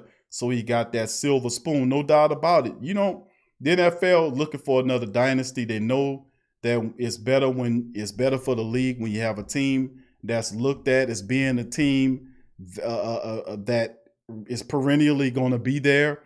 And I said this last year. I said that, listen, Mahomes is going to be, they're going to be that New England Patriot Club, the new NFL's favorite to get there. They're going to get the sweet calls. They're going to get all that kind of stuff. And of course, you're going to get the nasty, ugly calls. You've been getting them. You can't seem to get a break from the referees, and you won't get a break. That's why you got to get out and ahead of these teams to eliminate the ability for the referees to get involved, bottom line. All right, thank you for that. Tyrese Mitchell says if the D-line sack Mahomes 10 times and get rid of pressure on him, I can see the Saints winning by 7. If you sack anybody 10 times, you should be able to beat them by double digits. You ain't lying. Paul says, hey, Q, Tyreek Hill versus Lattimore, all-day battle. Who wins? Lattimore can't do that by itself. I mean, Latt is good, but listen, Tyreek Hill's a beast. You're going to need help over there. You're going to need some help. The True Hurt 2 there to your fam. Good to see you in the chat as well. Big ups to you. All right. Devin says Dennis Allen going to have a pink slip on his desk Monday if he tried doing what Tampa Bay did against him. No, we got to keep a top. We got to keep them safeties up high, and you got to double that guy. You can't. And Marcus Williams, I could think they'll be shrewd enough to try to at least move in the direction and put toward Marcus Williams and see if he can pick it up. And that's the thing that we have to watch out for, man, to be honest with you. All right. Let's see. Let's keep it going here. Tyrese said the secondary is going to need a bit, need to hit Travis hard, kill that. John Thompson, who that to you? Tyrese says Quan or Chauncey should cover Kels. Paul says, Q, the Saints defense has always had big trouble with mobile scrambling. Can't throw on the run QBs. That's true. You just seen them struggle mightily with Jalen Hurts, but that was really upon us too. Kick It Cole says Davenport's blind hair big. I know he throw it off. Rob said, and he said talking about he trying to fit in. You've been here for 3 years, man. You're third year, you ain't fit in yet. I guess not. He been hurt most of the time. Robert says if the defense plays from the last Tampa Bay will be. He said plays from the last Tampa Bay will be fine. All right, big ups to you, Gabriel Thomas. Who that? Big ups to you, Gabe. Good to see you. KK said the Chargers versus Raiders. Who you got? Chargers against the Raiders. I say the Raiders beat the Chargers. Robert says, I hope we get consistent, get a consistent Lutz back. That's a great comment because that's also what we need back as well. All right, Paul says, hey, Q, the game was circled on the paper because they expected Drew and Pat Mahomes will be doing battle, not Taysom, under center. Troll blew it. Big ups to you. Thank you for being here as well. Dr. Key, who that to you as well. DJ Philco. Let's see here. We're going to go there. All right, let's see. We look like we having we buffering. I know, but that's not coming from me. That's not coming from me. My indication's showing we having a good stream here. So I don't know why it's buffering. Might be something with YouTube. All right, DJ Phillips, how important will the Saints game be against Minnesota Vikings? I mean, this will be big. You want to really knock out the Vikings. You don't want to lead the Vikings there, and to give them a possibility to meet you in the playoffs. You got to take at least the next two games. And I expect them to probably sit some of the people for the Carolina game. But the next two games, the Saints should wrap up the NFC South and be done with it and get it up out of here. That's the main thing that I'm looking at, to just be done with the freaking thing. You know what I'm saying? Take care of business against Kansas City, knock off Minnesota. And you'll see that in a span of 5 days, because we'll have that game Sunday afternoon. Then what is Christmas falls on a Thursday. On that Thursday, I won't say that's a Thursday. Yeah, it is. Oh, let me make sure here. Yep, it's the Thursday. So you'll have a quick turnaround, and you're going to have to take care of business. So the Saints going to have to dial in and be focused with this, not just this Kansas City matchup, but how they look against Minnesota, who has playoff aspirations. So we still need to keep out ahead. And now that we kind of lost momentum, we lost the game against Philly, Green Bay leapfrogged us. We're going to probably need to have to kind of get as many of these games as we can if we're trying to get there and take something from them. All right, let's keep it going. Derek says defense not laying down back to back. No, I agree. I agree, Derek. Dada says we may surprise KC and many. They thinking we fell off because of Philly. That was just one of those not in our day games. Don't focus on it. Move on to the next team. Right. Paul says, hey, Q, the Saints will need to score 50 to beat Kansas City. I don't know. I wouldn't say that because that means defense ain't doing what they supposed to do. Neville said, hey, Q, number 3 and out keeps the Chiefs defense on the field. Yeah, 3 and out is a recipe for disaster against them. Paul says, hey, Q, you said the same thing about Jalen Hurts. Look how the game turned out. I know, but you really do think the Saints are going to let a Jalen Hurts type effort happen back-to-back matchups? That would spell disaster, and that would mean that we've lost our way defensively if we have that type of outing again. I just think the Saints are ready for this game. They're going to be up for this game. This is not one of those games where you take a team lightly, like how the black and gold did Philadelphia. Quite obviously, they took them people lightly. You're not going to get that done against the Kansas City Chiefs. The Saints knew who the Chiefs are, and they're going to go to bat the hell out of them. I'm just going to keep it real with you. I don't see that happening back-to-back. All right, let's keep it. John says Saints match up well with KC. Taysom just needs to hold on to the ball. No turnovers. Thank you, John. Keith says, can y'all imagine JJ and Cam setting the edges? Two future Hall of Famers. That would be nice. That contract just ridiculous. Tyrese Mitchell says Drew is playing he says WYM. I don't know what that means. Derek says Summerfield says Sean says J-Bo will get a chance to start next year. All right, Dada says he's the home, the great Saint think tank. Thank you, Dada. Keith says the Saints are 8-0 in the last 3 games when we're the underdog. Yep, we are the underdog. Game prediction 17-21 in favor of the Saints. Say Swag fan. Dada says hit the like button. Thank you, Dada. Tyrese says Taysom Hill is not beating the Chiefs. All right, Tyrese Mitchell says that. Saints fan, who that to you? Says Saints will win. KC defense not that good. All right. Derek says Taysom ain't it. John Thompson says 31-28 Saints.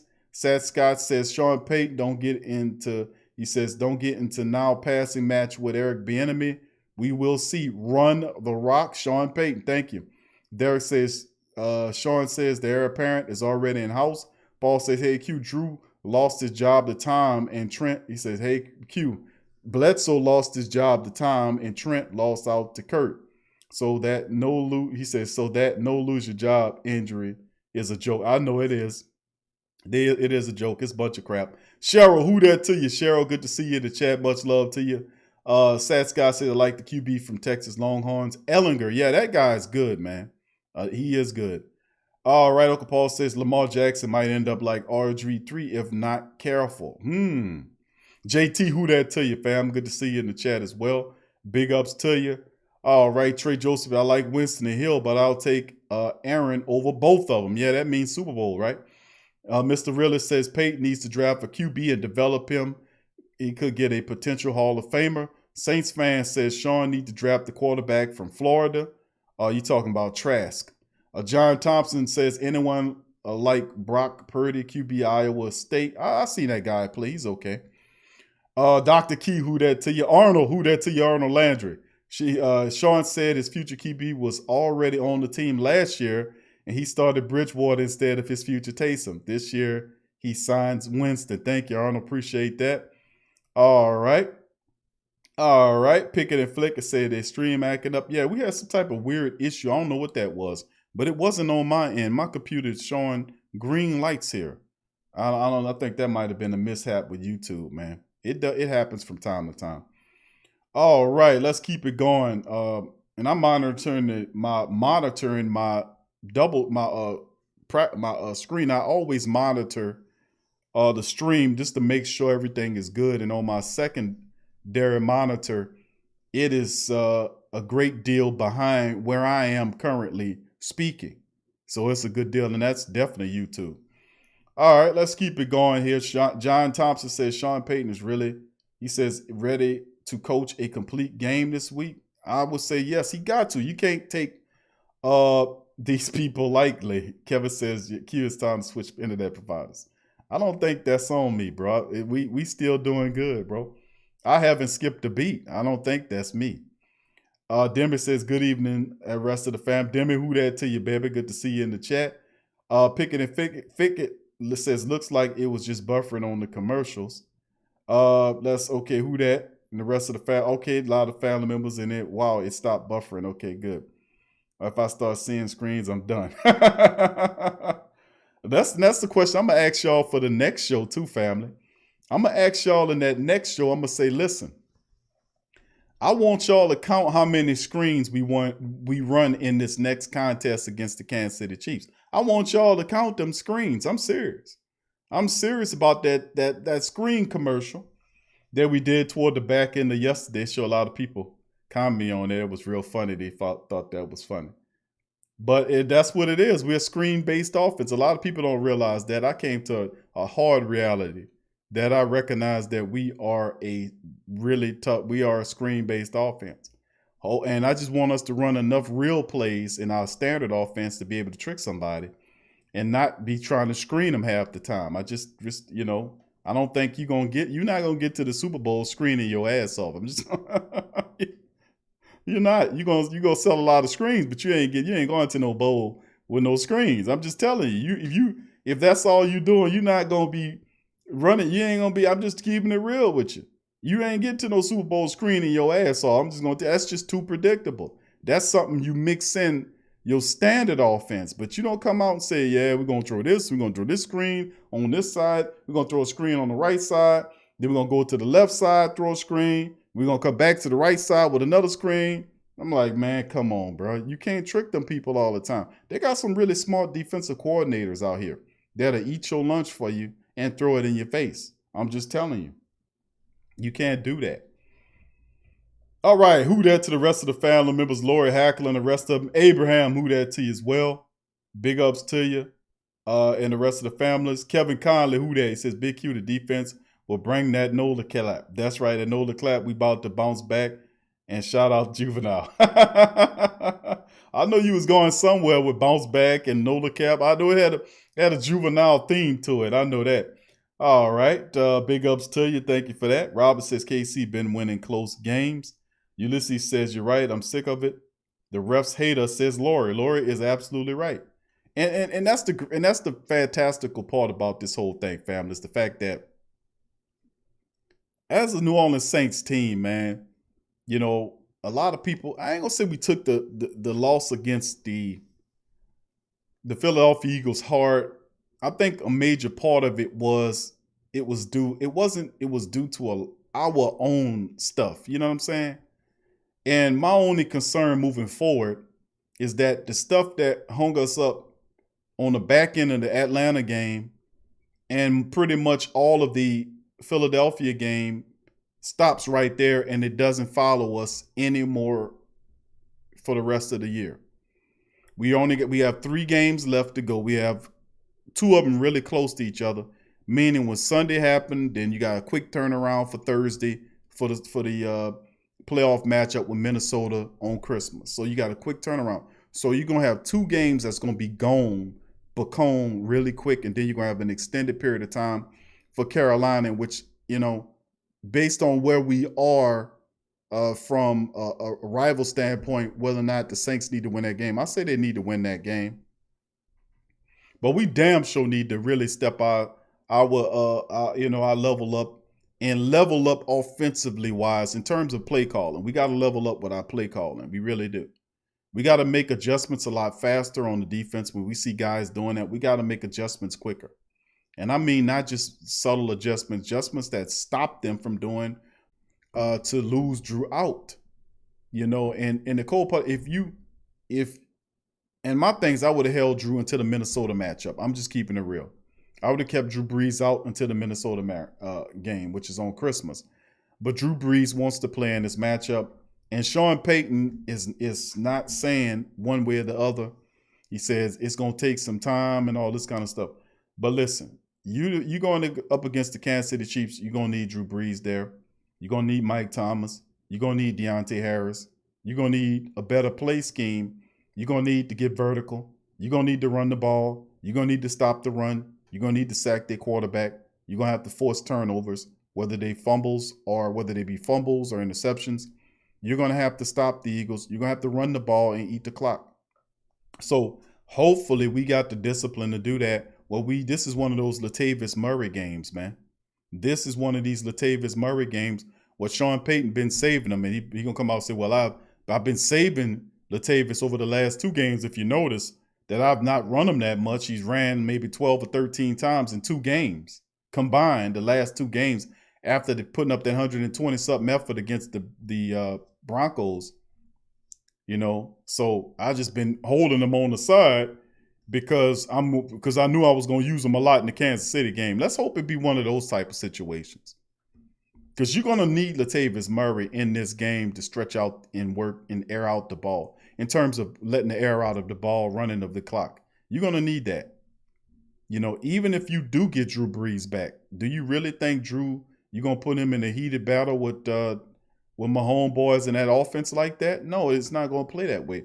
Your best alternative to win the game is to use the run game to let the air out of the ball. That's your best way. And I know I say that a lot because it's true. And a lot of the family members seen how great of success we had when we commit to running the ball.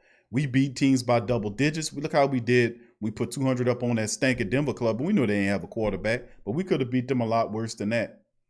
We look how you took care of business against teams like the Falcons, who we struggle against from time to time. You swept them because of the running game, large part because of the contribution of the running game. And if we can stick to the running game in this game and the next game, it won't tire your quarterbacks out trying to throw the ball 40 times. You threw 38 times for a loss. You cannot do that. It has to be on the back of the rushing attack.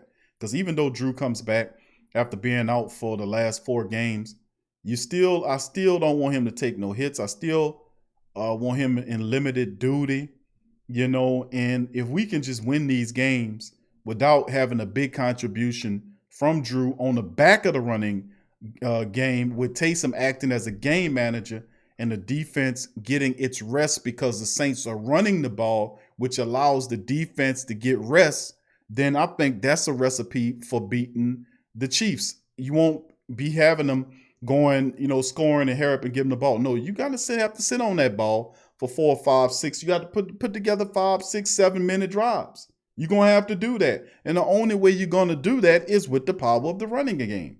And Sean Payton can't tell Taysom Hill not to run out the pocket, stand in the pocket, and throw the ball like he did last game. Now, he ain't going to say he said that, but you ain't going to sit up here and tell me that Taysom Hill, in his own mind, decided to stay in the pocket and attempt to throw the ball 38 times and only run 5 times in that game. You're not going to tell me that. When Taysom's gone, he's known for his first inclination is he can't find somebody, he gets out of the pocket and he runs. You ain't going to tell me that was his idea, to sit back there and stay in that pocket for 5 runs last game. You got to let Taysom be himself. He is not Drew Brees. He's not a guy that stands in the pocket. He can make throws from the pocket, but he's even more dangerous when he takes off. He adds a whole nother veneer of athleticism and toughness when he's on his, and plus his confidence building. When Taysom takes off and gets that 15, 20 yards and runs around the defenders, notice that's a confidence building thing for him in the offense. And when he can't be allowed to do that, you're going to suffer. So let's keep it. The idea should be running game, running of the ball, and Taysom as a game manager, not as the guy that's trying to throw the ball 38, 40 times against Patrick Mahomes boys. Even if Drew does come back, you're going to still need the running game because you're going to have to cipher away clock away from them because they're so dangerous. And also, the benefits of running the ball and keeping it out of Taysom's hands, because Taysom is prone to fumbling anyway. So you want to keep the ball out of his hands in that capacity by running the ball anyway. You're going to have to work the clock to steal possessions away from KC. And then the defense will be well rested to get after Patrick Mahomes boys and put pressure on him to make every drive counts. And that's when you start throwing interceptions. That's when stuff starts going bad for you. So this team is not infallible. They can be beat. And I think the Saints are pissed off enough.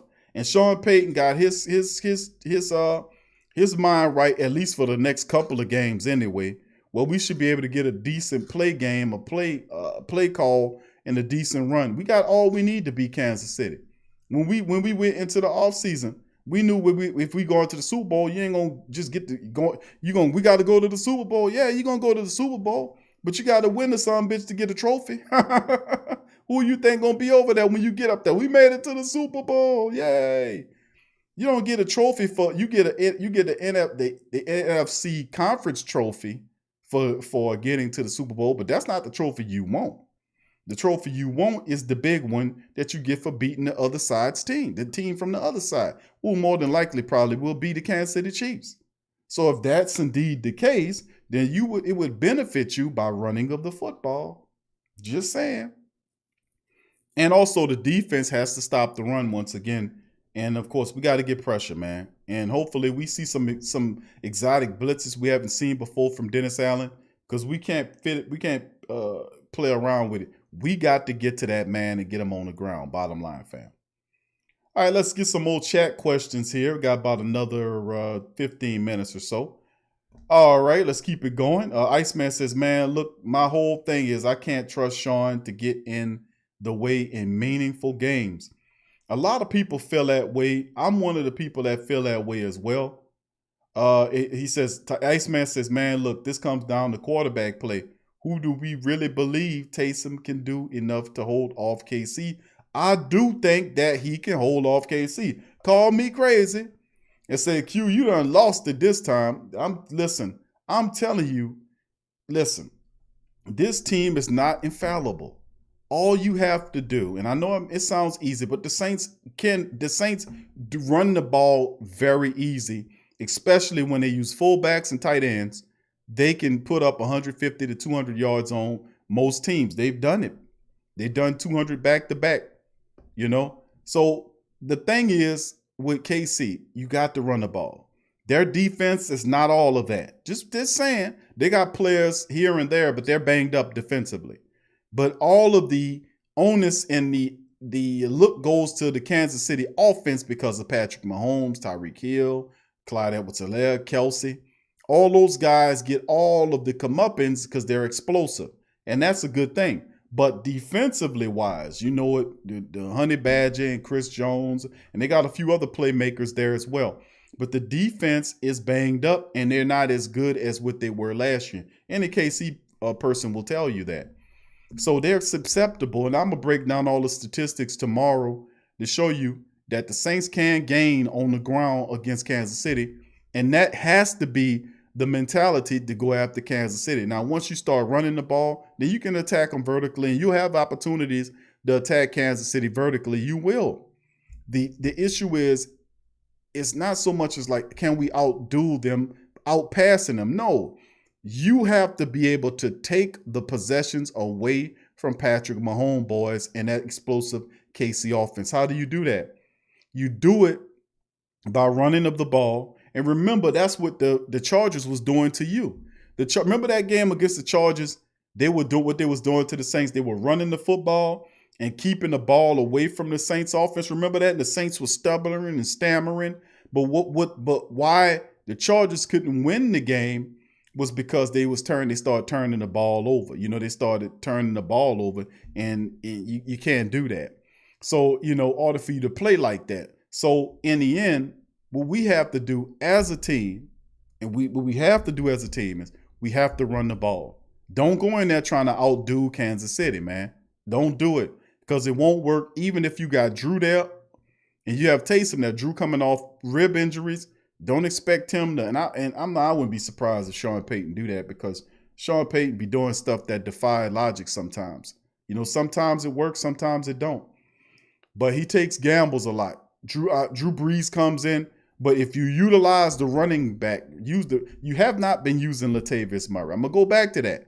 You have not been using Latavius Murray. You haven't been using Latavius Murray. You have not been using Latavius Murray.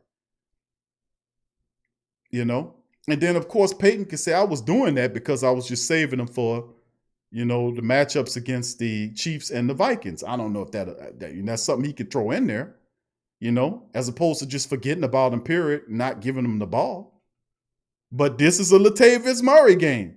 This is a game where you steal their possessions away by running the ball, then you throw the pass in there as well, and you be smart and litigious and decisive with what you're doing. In the defense, you have a defense that can slow this team down. You have an offense with the running game that can chew clock.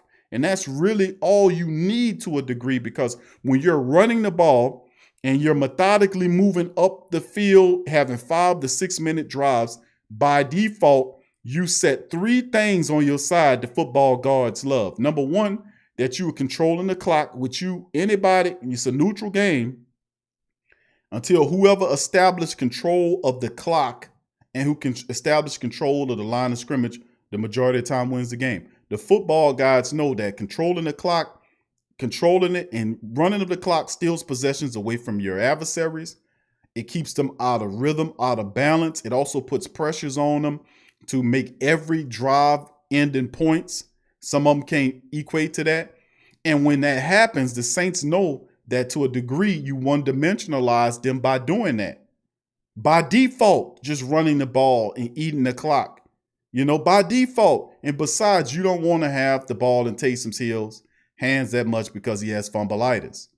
But if you give him the opportunity to make the slants and the checkoffs and use the running attack, then go vertical, you're going to have success against the Chiefs defense. You will.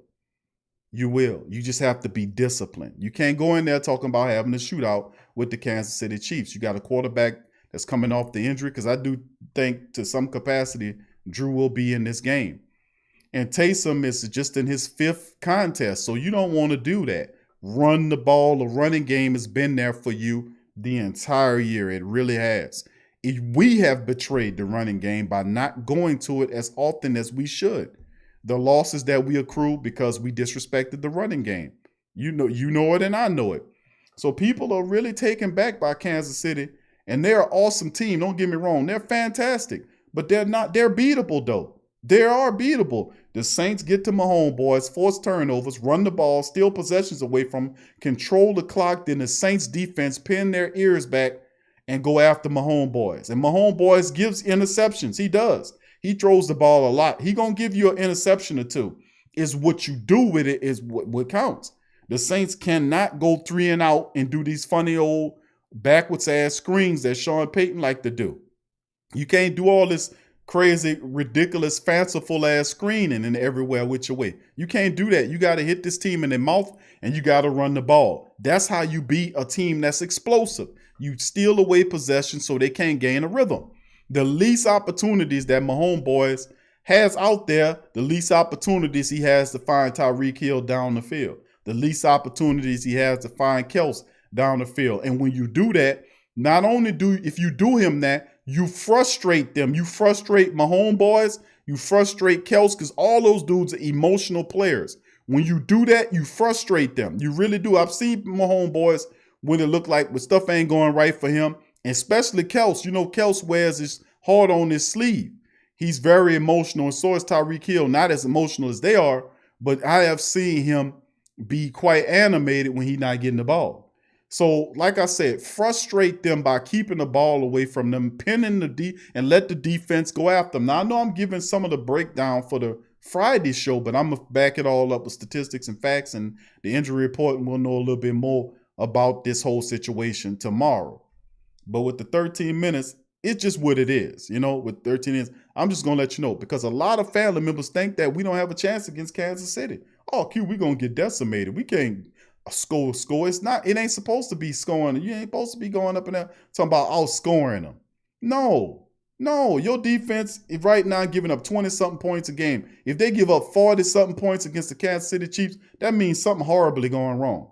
Something horrible going wrong. Your defense had not allowed that kind of production. And even though they gave up 200 yards rushing on them last game, they still only surrendered, 21 points? And the rest of it the other one was a field goal? So despite the fact that they lost last week, they still only gave up 21 points, plus the field goal makes 24.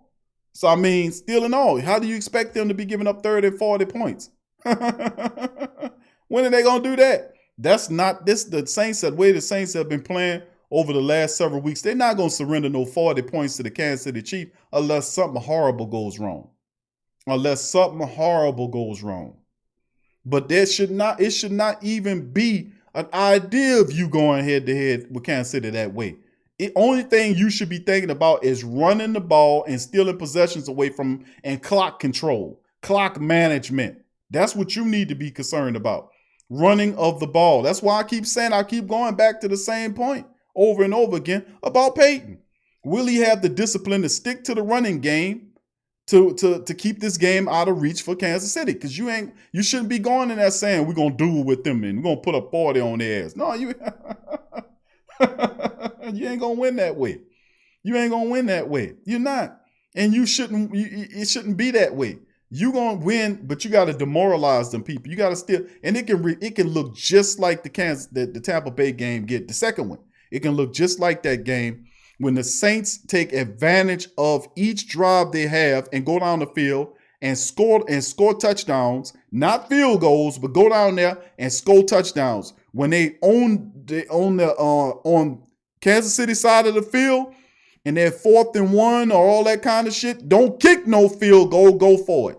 You got me on that? Can I get an okay in the chat? Can I get a Go Saints in the chat for that one? When you on their side of the field, don't talk about putting Will Lutz out there to kick a long field goal. The hell with that. We got a top 5, top 10 offensive line, don't we? Well, you telling me that they can't get 1 yard to extend the downs against a team like Kansas City? That should be the mentality in that game. If I'm on Kansas City side of it, I'm going for 4th and 1. Do you hear me? Did you hear me? And I'm utilizing my running back to get it. And I mean all of them if I have to. So it shouldn't be, my mind is, we ain't looking to try to score 40 points with Kansas City. What kind of game is that? You can't do that. I mean, come on now. You ain't scored, how many times you scored 40 points this year? I mean, you going to automatically just put up 40 on their ass? Nah, no, man. That should not be that type of game plan. And if it is, man, we a fool if we go up in there doing that on Sunday at 3 o'clock.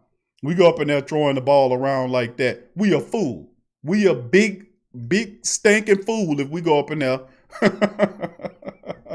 throwing the ball around. We a big stinking fool with a visor on if we go up in there. You hear what I'm saying? We cannot do that. I'm just saying, man, at the end of the day, man, you know, we can't do that. And that should not be the mentality of the offense and the team as a whole to outdo Kansas City. No, this should be a defensive thing.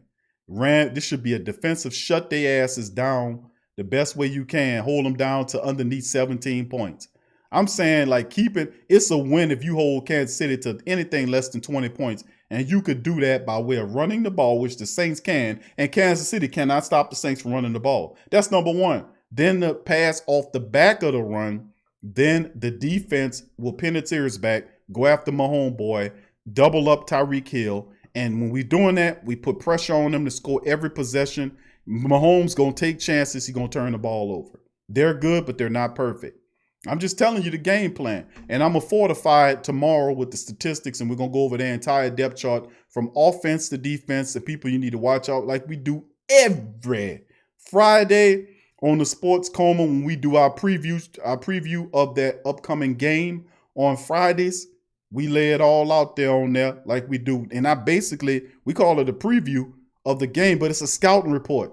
So it's a preview, matchup statistically, the histories of whatever, the breakdown, the injury report, and then a scouting report. I concoct and put together a scouting report every week and tell people who we need to watch out for and who we need to neutralize. And if you go back and listen to the Friday shows, you'll find that we've been pretty accurate with our scouting reports on these teams. You know, and what steps just kind of sticks out to me just from just now of scouting reports we did from the past was the Raiders scouting report and the Philadelphia scouting report. Those stick out in my mind as of late. We've done some pretty good scouting reports. All right, let's keep it going. Who that to the rest of the family members? Larry says, who that to you, Larry? Roy Baker, who that to you, Roy? Good to see you in the chat, man. Big ups to you. Roy says, play Smash Mouth with no more than 20 passes mixed in. That's how you beat the Chiefs. That's how you beat the Chiefs. Trust me, family. You will frustrate the Chiefs' explosive offense. And those guys, they are really passionate guys. And if you do that, you play smash mouth ball. They can't stop you from running the ball. Then they will have to, donate or contribute resources up to the line of scrimmage to try to stop you from running the ball. And then that's where you can take shots over their head. You can do that. And when you start doing that, you have to be, you can't give third out and third and ones and give Mahomes boys and his offense an opportunity to get going, because they're a quick strike offense, and then the defense has to take it serious. Now, can they do that? The Saints defense will come out enthused. They will come out inspired. They're going to take this game seriously. But I know the offensive standpoint of guys like Teron Armstead and Ryan Ramczyk and Eric McCoy and Michael Thomas and Jared Cook and Taysom Hill and Drew and Elvin and all those guys are world beaters. When they lose like that, these are winners. They don't like to lose games, especially to teams that's 4-8-1. So they're going to come in ready and enthused to play, because they're going to treat this game like a playoff game. Listen to me now. This game will have a playoff style environment, and the Saints are going to show you how you're supposed to beat the Kansas City Chiefs. Well, you would expect them to. Hopefully Sean Payton don't go up in there trying to outdo Andy Reid and them, in their building. And remember, the referees is going to be on the Chiefs side anyway. So you're going to have to run a smart game plan to keep Mahomes off the field. That has to be the way. That has to be. If any other way it is, I mean, listen, I don't know what to tell you. You're taking a dangerous route if you plan it any other way but that. Larry says this is a game Peyton ego will not allow him to commit to a running game. He's a pass happy coach. And Larry, you got a point on that, because I often said that he's pass addicted. I say the man addicted to the pass, no doubt about it. But when you take punishment, like, remember, he changed and went into the running attack because he started getting heat from the press. He got heat from me. I told you Peyton and his people listen to this show. I keep telling y'all that. They know and they listen. When people listen, I'm telling you, they're not listening if you ain't talking about nothing. If you keeping it real and you talking that real deal, people gonna listen. People out there listen. There's a lot of them that follow the show on LinkedIn. I'm saying they're aware of this. And if it's not him, it's his personnel. They know. They know how we talk over here, because we keep it real, we keep it 100. And that's the thing. He changes up his mentality and stop being so pass addicted. That's an imbalance. You're not supposed to be favoring the pass over the run. Now, we know about 60-40, and that's fine, but you have to be able to invert that at times when it benefits the team. You got to understand when you can get away with passing the ball 60-40. Like against the Eagles, he didn't make the switch until it was too late. And then he still called plays to hurt the team in the end. He ultimately lost. But the majority of the time through the games, early on, we were leaking out 3-point wins here or there. And if you go back and watch the tape, we were flawed like a dog. We were flawed like a dog in them games. Flawed, very flawed, trying to force the screen to happen. It was just ridiculous. All right, let's keep it going, man. Big ups to the rest. Who that for life? Who that says? I was told the Saints looking at Eagles QB next season. Wentz. Okay, who that for life says he was told Saints looking at Wentz. I wouldn't be a bad choice. I wouldn't want Wentz down here, to be honest with you, but he definitely needs a change of environment. He definitely makes that. He's a tall guy that's accurate, but he has an injury history. I don't know if you want Wentz, but we'll see. Thank you for that. Who that for life, and who that to you, fam? Trey Joseph says 78 screens a game, but against KC, I think 5 or 6. I doubt my man gonna put about a dozen screens up. You gonna see. Demi says, Q, explain what a screen is. Well, Demi, let's see. The best way I can explain a screen to you is, well, like if you notice, most of the time what most coaches do, like to try to fool a defense, instead of getting vertical, meaning throwing the ball down the field, some coaches will employ a scheme. They'll run a screen play. A screen is when you can, in some cases, you'll throw the ball down the line of scrimmage, not vertically, but horizontally down the line of scrimmage. So put in your head a picture of Alvin Kamara, right? And you got a 3 wide receiver set with a tight end, and the tight end is on the left side of the line, right? You got Alvin Kamara situated with Taysom Hill in the back. So it's Taysom in the shotgun. Kamara is to his left. Kamara then runs horizontally down the line of scrimmage, right? Taysom waits for the play to develop because in order for the screen to work, depending on what kind of screen it is, because it's different types of ones, that Kamara will wait for blocking to develop for him in front of him. So it could be wide receivers or running backs or tight ends that's positioning themselves. They'll start moving or flowing toward the direction where Kamara is. And they'll pick up blocks. And then what happens is he throws the ball down the line of scrimmage. And then from behind the line of scrimmage, Kamara will try to make something happen with the play. The problem with the screen game, in my opinion, is screens can be used at certain points of the game, but we're using the screens to open up the game when we throwing the ball down the line of scrimmage. I think I'm one of those guys. I'm old school to a degree, and not too old school where I can't innovate. But to a degree, what I realize is that the shortest point between shortest distance between 2 points is a straight line. That's geography, right? The shortest distance between 2 points is a straight line. That's what I was taught. So if that's the case, then why are we going horizontal when we need to be going vertical? And we're not doing that enough. We're doing a lot of these screenplays throwing to and then it's not just throwing to Alvin Kamara and for him to make something happen.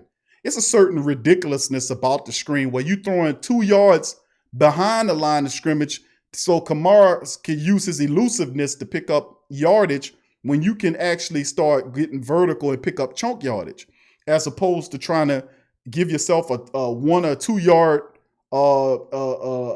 negative, throwing it to him now. Now, what if you got a guy there that pops him right there as soon as he get him because somebody blew the block? That happens all the time with these Saints screens because everybody sees the Saints running the screens. They screen left, they screen right. It's at least you're going to see. But that's what the screen is. The screen, you can use it. You can throw to out the backfield, and usually it's positioned behind the line of scrimmage when you talk about a screen. When you throw a screen, it is a pass that is going to your running back, tight end, or wide receiver that's behind the line of scrimmage. And then that person, that running back, tight end, or wide receiver would have to use their elusiveness or get behind blocking of wide receivers, tight ends, or running backs to gain additional yardage. You get me? So, I mean, that's what the Saints using. They screen left, they screen right, they go wide receiver, they go running back, they go tight ends, and it's almost too much. Why throw the ball 2 or 3 yards behind the line of scrimmage when you could be throwing the ball vertically down the line of scrimmage, across the line of scrimmage, down the field where the hell the ball belongs? Why not do that? I'm not against screens. I'm against over screening. I just think it's ridiculous. Thanks for the question. I hope that cleared that up for you, Demi. J Rock says we go from the Super Bowl shuffle to the Super Bowl screen. Oh, wow. But let me ask y'all out here something, family. I'm gonna ask y'all this before I go because we're getting close to cutoff. Tell me, what do you guys think about screen? Will we be with screening as much as we do? Will we win a Super Bowl screening? Y'all put that in the chat. Will we win a Super Bowl running these screens like this? And everybody know you running the screens.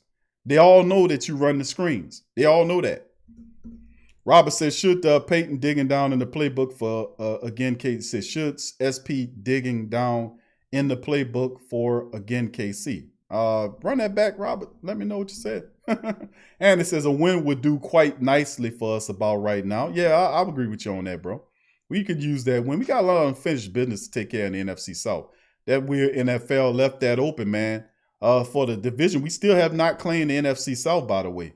We need to win some games to claim it because the NFL leaving it open so Tampa Bay have an opportunity to get there. And, of course, if that's the case, then I see some tomfoolery going on down the line, which means the referee is going to be against you to try to get you to lose some games. So perhaps you fall behind for Tampa Bay and they move ahead of you, which would be ridiculous, man. But at the end of the day, I don't trust them people, man. Why haven't you won the NFC South?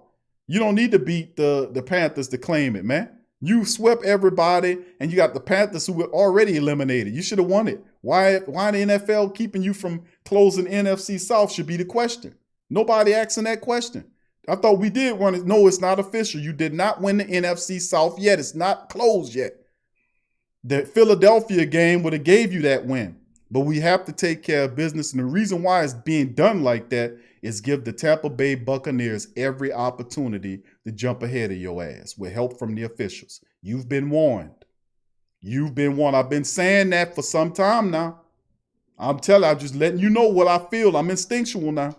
And I'm telling y'all that why haven't you won the NFC South yet? And it's not totally to the fault of the black and gold, because usually when you beat all of your adversaries and then the last team that's left to be beaten is eliminated, then you're supposed to win the division. Why haven't you not been crowned the NFC South? Because they doing that shit to get ready to try to run the Tampa Bay around you. You say that'll never happen. Q, we swept them. Yeah, it'll never happen. Like you still ain't won the South though.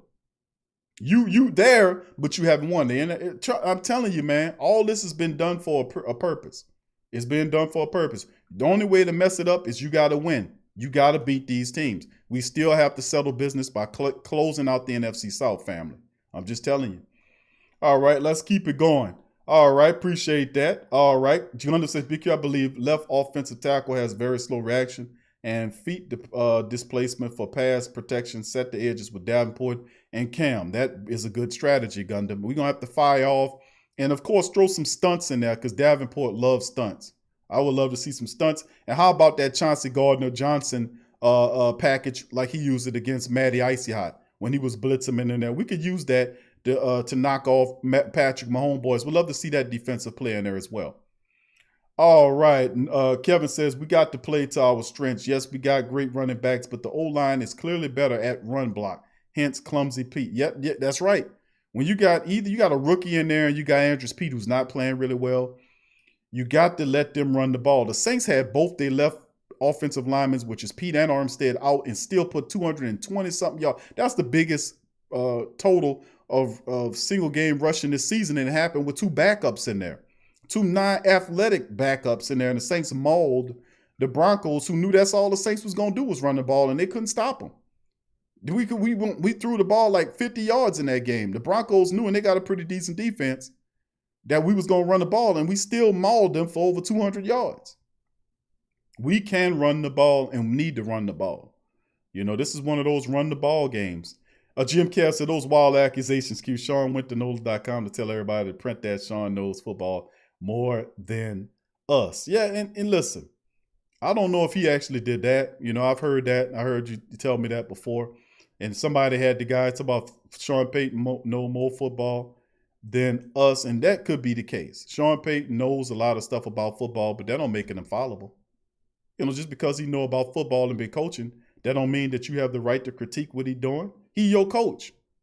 He your coach. You gonna just surrender all your questions and everything that you are to him because he been coaching in the league for what is it, for 13, 15 plus years? You gonna just surrender all your critical thinking, all your breaking down, your questions? You gonna surrender it all to him because he been in there? No, man, we're not gonna do that. And like I said about Philadelphia handling it the right way too. Because that man just won him a Super Bowl in 2017. It's 2020, and he on the hot seat. And that's why? Because you got to keep winning. That's what it's about. It's about winning. And once that culture takes place, it don't matter who's in there. Whoever come in there, they're gonna have the pressure of winning games. And Sean Payton knows a lot about football, but I also know that Sean Payton's one of his worst attributes is that he is going away from the run, and he's not disciplined to stick to a balanced game plan. He's not disciplined. He don't have that discipline. And usually you're supposed to let the people around you push you in that direction. It has not happened. I'm not saying nothing about Coach Payton that ain't true. We all know he lacks the discipline to stick to a strong running attack. That's is not the end of the Atlanta game evidence. If we sitting before the court of the great Saint think tank, and you got Peyton sitting over there, and I'm sitting over here, and he said, "Well, Q, present your evidence to the court." And then I say, "Well, Your Honor, I'm going to submit to y'all guy Exhibit A and Exhibit B to prove my case. Exhibit A is how we finished out the Atlanta Falcons game, the second one, by throwing the ball 8+ times in a row as opposed to running the ball in the last 2-3+ minutes, to run the game out with Latavius Murray, who got like 4 carries or 5 carries that game or whatever stupidness it was. maybe 7 carries or something dumbness like that. I say, see that? That shows you that he has a propensity to commit unfathomable mistakes. It could have cost you that game. What if they would have caught that touchdown? Your ass would have been sick like a dog.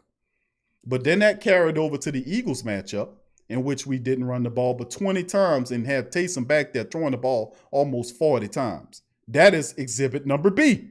That exhibit B to put out to the courts. So, like I said, we all know he's pass addicted, that he prefers to throw the ball and even run the ball out of a pass scenario. You want me to run the ball? I'm gonna run the ball then. Then he runs it out of a passing play. You meaning like he'll have a passing style play set up with 3 running backs and a tight end, and then he'll do a draw. And he'll run it out. And I'm talking about traditionally giving your running back some help. Put a fullback in there with a tight end. Let that fullback punch open that hole and let that running back get to that second level. Give Latavius Murray a fullback to help him get to the second and third level of the defense. That fullback punches out that initial tackler. Latavius Murray gets to the linebacker level. It takes 2 of them to bring him down. He gets 6. He gashes you for 6 and 7 yards just like that. We just got to be able to use the foot. The guy been doing that, man. He's been doing that for us. We just keep going away from him and severely underutilizing Latavius Murray in these games to finish off the games in the right way, which is Exhibit C, which is the underutilization of Latavius Murray over the last several games since he put up that massive 120-plus yard a game. Severely underutilization of them. We can't have that, man. You need running of the ball and defense to get deep into the playoffs. If you're doing it any other way, it's going to be difficult, baby. All right. Kevin says, do you remember the movie, The Program Q? Taysom need to walk around every day. That's funny, but that's true. Let him hold the ball in his hand. You know what I'm saying? Let him hold that. That's a great move. Yeah, I like that, Kevin. All right. Devin says the DBs are going to have to stay plastered to these receivers like glue because Mahomes can look like he's going one way and no look sidearm the other way for a TD. Got to be on them, giving them problems, knocking them around, but knocking them around in a smart way. You don't want to hit Patrick Mahomes boys the wrong way because they're going to flag you for 15 yards. You know, so we have to watch that as well. Laura says, play defense, plays well, run the ball. Thank you. No shoot out, please. Thank you, Laura. Ramsey says, who that Q? Who that to you, Ramsey? He said, I really believe that if Sean Payton runs the ball, the team come to play, we beat the Chiefs. I'm telling people that. People say, Q, you crazy, man. You think the Saints going to beat the Chiefs. No, the Saints will beat the Chiefs Sunday afternoon, family, and I'm happy to tell you that. And I know we got Chief family members that's watching the show, but you've been warned, so you can brace for that inevitable loss that will come because the Saints will not make the same mistakes twice this late in the season. They need to finish out strong. They need them wins. They need to finish out and close out the NFC South because the NFL playing games with that. They know it and I know it. So this is going to be a playoff style environment. The Saints are going to be serious like they were against Tampa Bay. They're not going to take the Kansas City Chiefs lightly. They're going to be on their assignments and they're going to do the right thing. The only issue is Sean Payton and how much screen we're going to get. Are we going to get a little screen? We're going to get a lot of screen. It all depends. All right. Big ups to you. All right. All the fans say, go Saints. See? Okay. All right. Nola Balls, who that to your fan? See them? They were saying, go Saints. There we go. All right. Iceman says, yeah, we know our coach. I'll say it again. Sean hasn't done the right thing consistently. That's facts. We know what he should do, but he's going to get caught in the flow of the game. Let it ride under skin. No, he's consistently done on the winning streak. Sean Payton was pretty consistent, you know, and he's going to screen. And the thing is this is what I'm saying. He's going to run the ball. I'm just going to keep it real. He's going to run the ball, but it's like, I see it's a bit of a difficulty from time to time. Like, okay, we're running the ball. Okay, coach, let's shift out of running the ball now that they're playing the run to getting vertical. We need to have a smoother shift from when we're dominating with the run. Now let's take some shots downfield. Now you can mix in the screens because we got them guessing now. And when you got them guessing, you can hit them with whatever you're going to hit them with.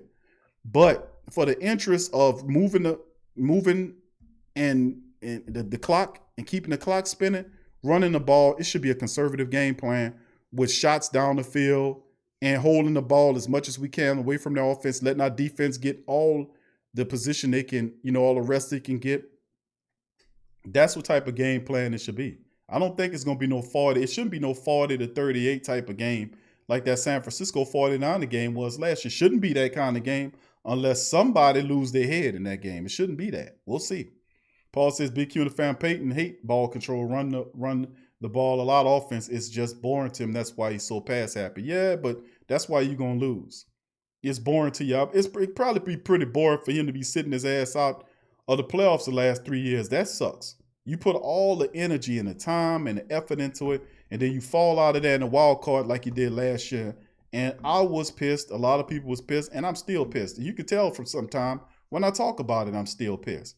But just because we won, how many other games we won in the regular season, don't fix what happened in the playoffs the last 3 years. You have to win in the playoffs to fix what happened in the playoffs. And the only way that's going to fix 3 years of failure in the playoffs for the black and gold is a Super Bowl trophy held above our heads. That'll erase all of that. It will. That Super Bowl erase all those years of faulty football over the last 3 years of the playoffs. All right, Charles Winston, who that to you, Charles? Good to see you. John says, sounds like the Saints are preparing to sling it all over the yard. I hope not. I hope not. All right, Anthony, who that? It says Taysom hasn't learned how to take advantage of Saints' powerful, underused offensive tools, a.k.a. Cook, Sanders, Murray, etc. Wish it was different. It should. Like I said, I think Drew comes back to some capacity in his game, and we gonna know by tomorrow. I think he does. I'm just taking a stab at it, but I think Drew Brees will be activated for this game because I don't see Sean Payton. The only way Drew's not activated is if Drew say I can't go, Sean, and he keeps him. But if Drew tells Sean Payton, Sean, I'm good to go, he gonna say, okay, go ahead and do it. And he gonna activate him for this game. And I think Drew Brees is gonna be activated for the KC game. Now that's one answer. Now the other one is how much does he play? Now I don't have that one. I could just tell you I don't know, but I think that based on what they're doing in practice, Taysom is getting the bulk of the reps based on my research and practice. So if that's indeed the case, then Taysom will be more of the starter and Drew comes in a limited capacity perhaps and throws in maybe 10 or 12 passes in there perhaps. We'll see how it shakes, but I think Drew plays in this game, man. I don't know how much, but I think he will. All right, Robert says, he says, I agree with you. Thank you, Robert. Appreciate you. Pay attention, 26. Who that to you, fam? John says they should mix it up. Just saying, Peyton sounds like he wants a shootout. Yeah, I know, bro, but that would, yeah. Jamal said Peyton doesn't read the scouting reports. I mean, he must ain't read the one for last week, that's for sure. KK Cole says, tell the team we playing Tom Brady, done deal. Devin says, run the ball, take their heart and pride. JT says, Q, we must play fundamentally sound. I'm with you on that, brother JT. Charles says, if Taysom is the QB Sunday, he going to have to go his progressions. He going to have to go through his progressions downfield to get the points, right? And also let Taysom be Taysom. If you don't see something, go ahead and get them 10, 15 yards, scramble and slide. I'm not against that. That helps too, you know. Thank you, Charles. Paul says, Q, Andy Reid play sheet is deeper than Peyton's. Gives KC the edge in the game. Not unless you're running the ball. You still clock. You can cut that goddamn play sheet in half if you're running the ball like you're supposed to. You would cut that big ass Waffle House menu that Andy Reid have. You cut it in half when you run that ball, and you take that clock away from him. You'll cut that big old Waffle House menu play sheet that he have in half. And look like Andy ain't miss a meal at Waffle House either. Devin says play sheet 50% screens. I want y'all to come. I'm asking the Great Saint Think Tank to count how many times we call screens in this Kansas City game. I'm doing a little experiment over the next 2 games to see how screen happy we are. So I want all the family members to participate with me and count how many screens we run in both the Chiefs and Viking matchups. I really want to know what we're going to look like doing that for. Thank you, fam. All right, let's keep it going now. Tramal says, if you start to play with Peyton's salary, he will listen. Devin says, play sheet 50 shit. Okay, Demi says, our kicker must be on. Good point, Demi. We got to watch out, too, because Will Lutz is a guy that got to hit the field goals, man. Will Lutz has been Will Klutz lately, and he has to fix that. All right, Charles says Peyton been waiting for the Chiefs game to go in his bag. Is going to be plays we haven't seen yet. I agree with you on that, Charles. I think there'll be some new screens we haven't seen before. Paul says, hey, Q, who will win in this trenches? The Saints O-line versus the KC D-line. The KC can get after you from a pass rush perspective. If the Saints running the ball, I think we beat Kansas City. We can dominate them. We can demoralize them. Now, a big part of that is Chris Jones. He's a massive interior defensive lineman that you're gonna have to get him out of there. He is tough as nails. He's damn near unmovable. But you got a top 5 offensive line, right? You got to neutralize Chris Jones, they big, massive interior lineman. You move him off that line and run Latavius, use that fullback, knock that big son of a gun out of the way, and you should be all right. But if you let Chris Jones get in there and bust up that line, you can forget that running that ball inside. You can forget that if the Saints can't control Chris Jones, doubling them and pushing them out of there, or stopping them so they can run the ball up the center with a fullback, the tight end need to help. I mean, whatever you got to do. But if they can't stop Chris Jones, it's going to be difficult for the Saints to run the ball up the middle on that Kansas City defense. But they should be able to. I have faith in the Saints offensive line to make it happen. All right, let's keep it going. Charles says Peyton take Petty on coaches. He tried to blow teams out and keep it close. He said takes Petty on them. Okay, I got you. All right. Robert says, Big Q, I hope KC coaching staff not listening to you. They will use your intel to their advantage. And listen, they already got their scouting report laid out, bro. They already know what they're going to try to do to the Saints. They know that they're going to have to run the ball and be balanced so they can get opportunities. They know the Saints are going to come after them. They just got to hope that they have enough healthy offensive linemen. And to a degree, it don't even matter because the Saints have been getting they butts handed to them by backup-ass offensive linemen. So whoever they have in there, the Saints just got to punish them. And they already have their scouting report, bro. They know exactly how they want to attack the Saints defense. They're going to look at weak spots in the defense, and where are they? When the Saints go into the dime position, could you see Kansas City going 4 wide receivers to create a mismatch to put PJ Williams out there? Yes, I can see that occurring. They use 4 wide receivers just to pull the Saints out of the nickel package, just to get PJ Williams out there so they can take advantage of them. I see that happening. So I see certain things happen. I can see them doing mismatches. I already said they'll move Tyreek Hill all over the field and the slot on the outside, inside, running back, reverses, all of that. All of that. I can see them doing that. I can see them also running screens too, giving the Saints some screen too. I can see them doing that. So, like I said, they already got their scouting report together on how they want to attack the Saints defense. And if I'm the same, I'm looking at Marcus Williams as well. They already know who the weak links is on that team, And what if they move Tyreek Hill to the side where Marcus Williams has to guard him, And you got the guy. If you got a man shadowing him, you got Laddie Daddy or Jack Rabbit shadowing Tyreek Hill, and they move to the side where Marcus Williams is on. Can Marcus Williams remain in place so that he don't get burnt? Allow the ball to go over his head? Can he remain in a position to make a play and put himself in position where he between the cornerback, where the cornerback could trust him back there with those deep passes, and when he gets the opportunity to get a good shot on Tyreek Hill, to get it right. You get what I'm saying? You got to get it right. So Marcus Williams is a big part of this too. And don't think for a second that they're not looking to put him in there some kind of way by moving Tyreek Hill around to create mismatches in the Saints defense, because they're going to do that. How often you seen them just leave Tyreek Hill on one side of the field? They don't do that. They move him all the way around to create mismatches all over the place. That's why they're so dynamic. All right, let's keep it going, fam. KK Cole say no screens. Home Depot closed. You mean Screen Depot? Paul says Big Q and 3-and-outs all day Saints offense. No, yeah, that's the thing. It's a lot. I'm asking for a lot from the black and gold family to minimize the 3-and-outs, to do what we got to do, running of the ball, discipline. When you get interceptions in your hands, make them.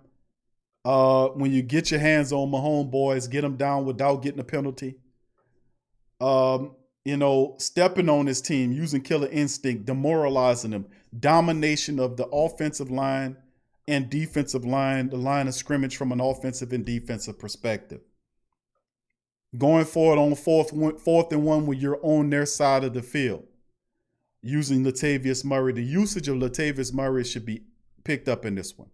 Allowing the Taysom to be Taysom as opposed to be Drew, like what Sean Peyton did last game when he told Taysom to stay in the pocket and throw the ball 38 times, and the man only ran 5 times, and they thinking that was his own mindset. No, Peyton told that man to do that because he ain't done that all season long. Taysom would have got out on that 4th and 2. He would have made that yard, got that yard with his feet. So you got to let Taysom be Taysom. You can't make Taysom be Drew Brees. And I thought Taysom was Steve Young. Steve Young is not Drew Brees, and Drew Brees is not Steve Young, and Taysom's not none of them dudes. Taysom is Taysom. You got to let him use his God-given abilities with his legs. He's better. He would beat you with his legs before he beat you with his arm, and it's only after he beat you with his legs that he'll beat you with the arm and take the shots because the defense will be playing them. So, I mean, I'm asking a lot from the Saints, but this is a Super Bowl. Listen, family, this is a prelude or a preview of a Super Bowl matchup that can happen later on in February. Listen to me now. This is a very important game between two playoff-bound teams. The Saints are not just playing any Joe Schmo team. They're playing the defending Super Bowl champion Chiefs in their home, in their building. This is a big game, and plus you're coming off an ugly loss to a 4-8-1 team. This is a big game. This is a big deal. And this is a measuring stick game for all of our family members who talking about Saints as a Super Bowl, including myself. This is a measuring stick game of epic proportions to see where we are in this Super Bowl hunt. You taking on the Chiefs in your building. Let's see how you stack up. And if you beat them, you'll get an opportunity to see them down the line in the Super Bowl. It could be them or Pittsburgh, or you never know. But my money's on Kansas City and Pittsburgh. I think those two teams, I like what Pittsburgh is doing. They lost a few games of late, but I still like Pittsburgh and Kansas City to be the guys that come out the AFC, because I would love a black and gold and yellow and gold Super Bowl. That would be so cool to me. But I'm not mad at Kansas City either. All right, let's finish on out. Leader of the pack, who that to your fam, says Matthew Stafford will be a good quarterback for the Saints. Yeah, he does. I can actually visualize and see Matt Stafford standing back there in the pocket with the black and gold uniform on. He's about the same. I think he's about 6'1". He has a gun for an arm.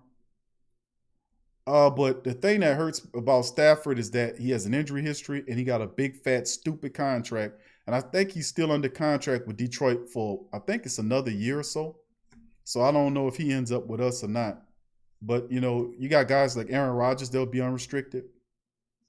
You have guys like Phillip Rivers, who's doing an excellent job with the Indianapolis Colts, by the way. The Colts looking good.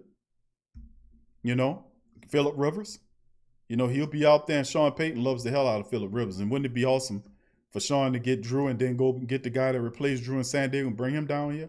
Although I don't think Phillip Rivers, he has he missing something. He missing something. He crumbles in certain pressure. I don't like it. But anyway, there are a lot of options anyway, in the draft, otherwise, free agency. There are a lot of options for the Saints come next year. All right. Big ups to the family members in the chat as well. All right. Who that? All right. Ulysses says you can build a hell of you can build a hell of a porch with all them screens. I know. Jamal says screens are only good to keep flies and lizards off. Leader Pack said we won the Super Bowl with screenplay with Thomas. That's true, but you also had a balanced running attack.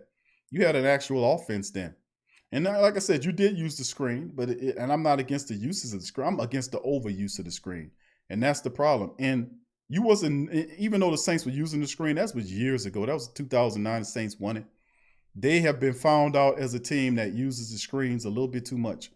And we got to use other things. And I think that's a part of it. We use the screen too much. We become really predictable with our screen plays. That's why I was saying let's decrease the use of the screen, not eliminate it, but use something else.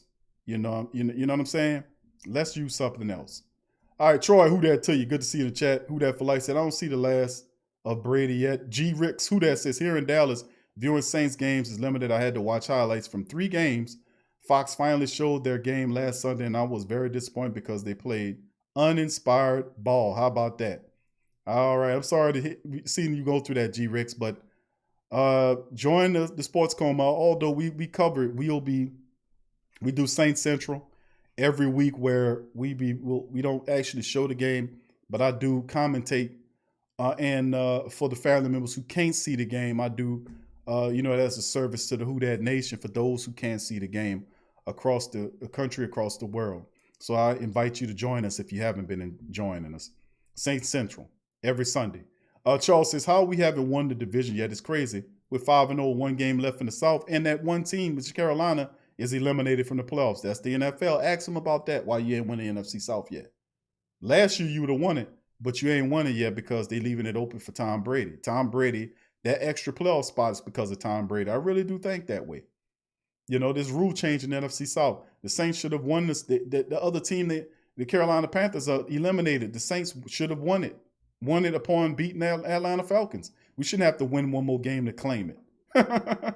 It don't matter if them let's say, for instance, that if some weird world we in, Tampa Bay finishes out with more wins than the Saints. That still don't mean that we still won the division. But see, for the division not to be won yet, there is a scenario that'll play. And I'm going to say this to you again. There is a scenario that they're trying to create where you say in your mind and as a collective that there's no way Tampa Bay can win the division. We swept them. Oh, really? So why haven't you won it then? Why? Because like I said, if a circumstance, and it's a slim one, if Tampa Bay finishes with more wins than you, guess who's gonna get that division crown? Huh? And you're gonna say, no way, Q. I'm telling y'all, man, it's a lot of sneaking that's going on you ain't paying attention to. All right, Tramal says Peyton knows why we haven't won the South. Peyton helps the refs out. Tramal says he a double agent. Paul says, Q, when the Saints get in the playoffs and it's Green Bay or Tampa or Seattle on the road, how you see it turning out? They get in the playoffs and it's on the road against Green Bay or Tampa Bay or Seattle. I think the Saints beat Tampa Bay. They're in their heads. I would hope that the Saints take care of business against Green Bay, although Green Bay will be the top seed. And you would have to advance if they get the top seed. If Green Bay, if the stuff stay the same, Green Bay gets the top seed, Saints get the second seed, which means you'll get the wild card at home against the Tampa Bay. It probably will be a Tampa Bay or Minnesota or one of them teams. Right now it's not Tampa Bay, it's Arizona. So it will be a difficult matchup because Arizona is a dangerous team. They can get after you. They can run the ball. That young wide receiver, that quarterback is terrific. He moves around. He's tough. Throwing, he's damn near. If you can't wrangle Jalen Hurts, I can imagine what Kyler Murray will do to you. But that Arizona club will be slick and hard to beat. But the Saints, like I said, running game, defense, and being smart with the ball, we beat all of these teams. That's just my point. We're smart with the ball. We good enough. We're better than all of these teams. I'm just gonna keep it real with you. That's how I see it. We the deepest team. They'll tell you that the Saints are the deepest team in the NFL. We're better than any of all of these teams. And the only way we don't beat these teams is if we fall short with the play calling or we don't come with a full effort.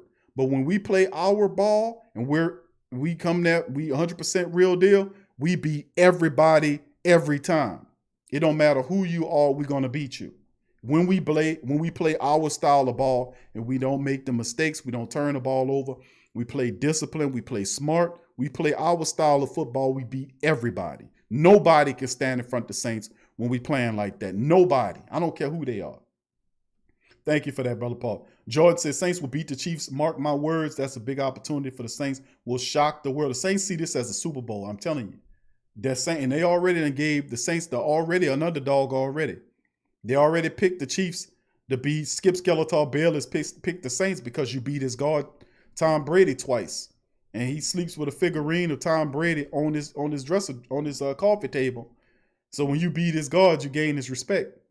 But not too many of them picking the Saints to beat the Chiefs. That's also momentum and also inspiration for the Saints to go into that game. Listen, this is a measuring stick game to see where we are. This is the defending Super Bowl champions you have coming into your house. You're going to give them the ultimate respect. I'm telling you the truth. All right. Laura says, Kyle Hurd predicted the Bills and Saints in the Super Bowl. He did. He put the Saints in that Kyle Hurd. I'm going to have to kind of lay off him a little bit. Sting man, who that T? Say Peyton is supposed to be this offensive genius where all he has to do is dumb it down and run the ball. He's smart enough to do that. Is he smart enough to do that?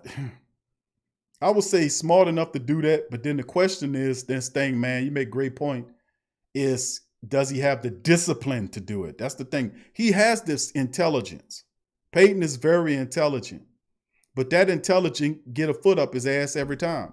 So the reality is, my question would be to ask, which your question is, does he have the discipline to stick to the running game? That's when it's working, and then switch it up with the pass and then go back to it if you need it to keep it balanced, to keep a fluid offense going. That'll be my question, is does he have the discipline to stick with what works and get away quickly from what doesn't? You know, running the screen, if you're going to run the screen, listen, you want to run the screen early, that's fine. If it doesn't work, quickly get away from it and do something else. No, it didn't work to the left side, run it on the right. It didn't work on the right side, they ain't going to look for it on the left, run it on the left. So, I mean, no, not that. I'm saying that when you see something's not working, go to something in right then and there. Don't wait a whole half of a game to start throwing the ball vertical like what happened in that Philly game when you was basically doing the same plays for the first half, the first quarter, and the second quarter, and didn't switch it up into the third quarter. And had you made the adjustments in the second, you would have given yourself a better opportunity to win. So when you're having issues when you're not moving the offenses, we know Peyton's going to screen. That's just who he is. But when it's not working, can you go away from it right then and there to something that works, as opposed to wait periods or drives before you do something else instantaneously? The next, okay, that didn't work. Let's try this. Let's hit them with the run. You know, that type of stuff. You know, but they're going to take this team seriously, I'm telling y'all. All right, let's keep it going. Deficit people said the same thing about Tampa. We show up in games like this. This Super Bowl for the Saints, I'm telling y'all. Inevitable. What's up, Inevitable? Big ups. Paul says, Big Q, the Saints don't need to back into the playoffs and be on the road all the way. No screens, please, say Laura. Yeah, they don't think they back into the playoffs. I think the Saints win these next two contests. I'm going to just tell you straight up. The Saints will beat the Chiefs, and they will beat the Vikings. And I know that's a tall order, but that's nothing for a Super Bowl team. That's tough for a team that's on the cusp of the playoffs, but that's not tough for a team that's been through all the stuff that we've been through as a franchise over the last, just over the last 3 years of playoff failure. That's nothing to them to go in there and beat the Chiefs, the defending Super Bowl champions, and save enough for Minnesota's ass for Christmas. We got some Christmas presents for the Vikings. It's a pink slip out of the playoffs in an elimination game. So I do think the Saints make it happen. Big ups to the rest of the family members in this thing. Kevin says, Q, I would be okay if Peyton script first drive, 15 straight run play and set the tone. The game we lost was because of other team established the run before. Yeah, that's what I said. You let the Eagles establish the run before you did. That's why they put the 200 up on you. If you'd have done it, you would have did the same thing to them, and you'd have beat them by double digits. You'd have demoralized them. They were already demoralized coming in with a rookie-ass quarterback. When he started running around, you gave him confidence. You know, and that's what it is. Whoever establishes the run, it's going to be a long day for the other team. And we were on the short end of the stick of it last time around. Thank you for that. Mr. Realist 95 says, watch, did going to be a pass-happy game, especially if Drew plays. Yeah, it's a possibility, bro. I mean, y'all talking Sean Payton. It's going to be something like that. All right, Kevin says, maybe Drew ain't learned a lot watching the game and audible to run plays. Right. Lit Cookies, who that? I hope everybody's staying safe and having a blessed week. Thank you. Same to you. James Van Corf, who that? Big Q, I was thinking the same. Give Drew a few reps here and there. I think they do that. You got to get him ready anyway. I think they activate him. He'll play a little bit in this game and probably see a lot in the Minnesota game. You're getting close to the end of the year, and I can see him shutting them down for the Carolina matchup to get ready for the playoffs. You know, then again, we might have to play Carolina if we hadn't wrapped it up by now. But if we beat these next two teams, we seal it up. If we don't, we're going to have issues. You know, that's bottom line. All right. The Roy says, we know the Saints coach staff won't listen to keep. Oh, they won't listen. The True Hurt says, got to pressure on my homeboys and have a safety back for Tyreek Hill. Safely back for Roger. Thank you. Kevin says, dress rehearsal. Yes, sir. Chiefs versus Saints Super Bowl. True Hurt says, we need to win this game. I don't care what no one says. That's right. Inevitable says, I hope we don't look at this game like Tennessee looked at the game with us last season. They really didn't care. They lost to us because it's interconference game. No, this is a measure-up game. The Saints had this one circled on the calendar. Trey Joseph says Stafford's a broken toy. He'll get hurt again. Tragic. What's up, Tragic? 50 says Pat Stafford is garbage. I can't believe y'all would take him over Winston. Winston has the potential to be our QB 10+ years. Thank you, Tragic. Nola Ball says run the ball even helps the screen game. It does. It does. Everything. That's the beauty of a running game. When you run the ball, it helps out everything. When you run the ball, it opens up the pass. And what that happens when you start getting the pass, the play action going, everything works because then you have the defense guessing on what you're going to do. Are they going to pass or are they going to run? Are they going to pass or are they going to run? As opposed to them knowing off the bat that you're going to just pass all the time. They're not concerned about you running the ball until you establish it as a threat like we did against Denver, like we did against Atlanta. Once you establish the run as a threat, then they have to. They have to come down and play the run, and then that's when you go over their heads. And then you operate the play action. Then you can throw your screens, sprinkle up sweeps, tosses, whatever you want. You can throw it all in there. Ulysses says, mix it up, but carry the game. Carry the game with the run. Make your field goals. Thank you, Ulysses. Big ups to you. Madge Prom. Who that to you says, Winston is the future. Tramal says, Peyton bet not make a lot of mistakes because this game can get lopsided. No doubt about it. Paul says, Q, turn the TV down and listen. That's what they say on WWL. Trey says, I don't think so. This is the defending Super Bowl championship. We want all the smoke. Dustin says 35-45. All right. Thank you, Dustin. And Elba says, I honestly like us better on the road. I feel like we're more focused. Thank you, bro. Appreciate you there. All right. The match prompts, the only option is winning out. That's right. Thank you, Madge. Fred Music says you can put a safety on Hill all day. You still have to worry about Kels, Watkins, Hardman. So good luck slowing that offense down. Well, we'll take a stab at it. We got the personnel to slow their ass down. So we might not stop them, but we definitely got the personnel to slow their ass down. And then invert your comment, my friend Fred, by saying all that and said about what you got to do for your defense to slow the Saints offense down. That is also a problem that nobody seems to want to talk about. We don't want to talk about how the Chiefs defense deal with the Saints offense. All we want to talk about is how the Saints defense deal with the Chiefs offense. We got offense too now that's pretty goddamn good, by the way. And last time I checked, the Saints defense is better than the Chiefs defense. You hear me? And last time I checked, the Saints offense puts up points through the running attack or through the air. The only problems we have sometimes is a pass-happy coach who likes to screen too much, who don't stick to the run. That's the only issue we have. We got a Super Bowl team over here. All right, thanks for the comment. All right, Ulysses, I do the same thing, Paul. I like the way Q calls the games. Matt Peterson, who they say drops INTs and leaves guys wide open by Winston. I hope Black covers well, and I hope Pete blocks well. Who that? Thank you, Matt. Appreciate you for chiming in here. Please hit the like button for the family members that's new to the live stream. If you like what you're hearing and you like the conversation with the family members and the passion, please hit the subscribe button and join the Great Saint Think Tank and get a shout out from to me in front of the family. All right, Paul says, Q, you see the Zebras calling KC versus. Yeah, the Zebras going to be on the KC side. I said they got a New England Patriot type mystique to them. You know what I mean? And what I'm saying is because you got a $500 million quarterback, the referee's going to protect them. Even if you have a chip shot hit on them, you got to be smart about it. Another thing to watch out for too is the fact that we don't want to play these games close because they're going to call you with hands to the face. They're going to break out all the bullshit calls that you can imagine. They're going to bring them out. You know, they're going to bring them out. If you get into a pushing match with somebody, you're going to get the penalty. You're going to get the 15-yard penalty like that guy hit Chauncey Gardner-Johnson with in that game when them referees just kept going calling penalties on the Saints in that drive that helped the Eagles get to get a touchdown. Remember that? Watch out for that. That's why I say cut your mistakes, miscues, run the ball, dominate them, get up double digits, and keep running the clock, running the ball. Take the referees out because they will not help you. The referees will not call the game in your favor. They will help the Chiefs.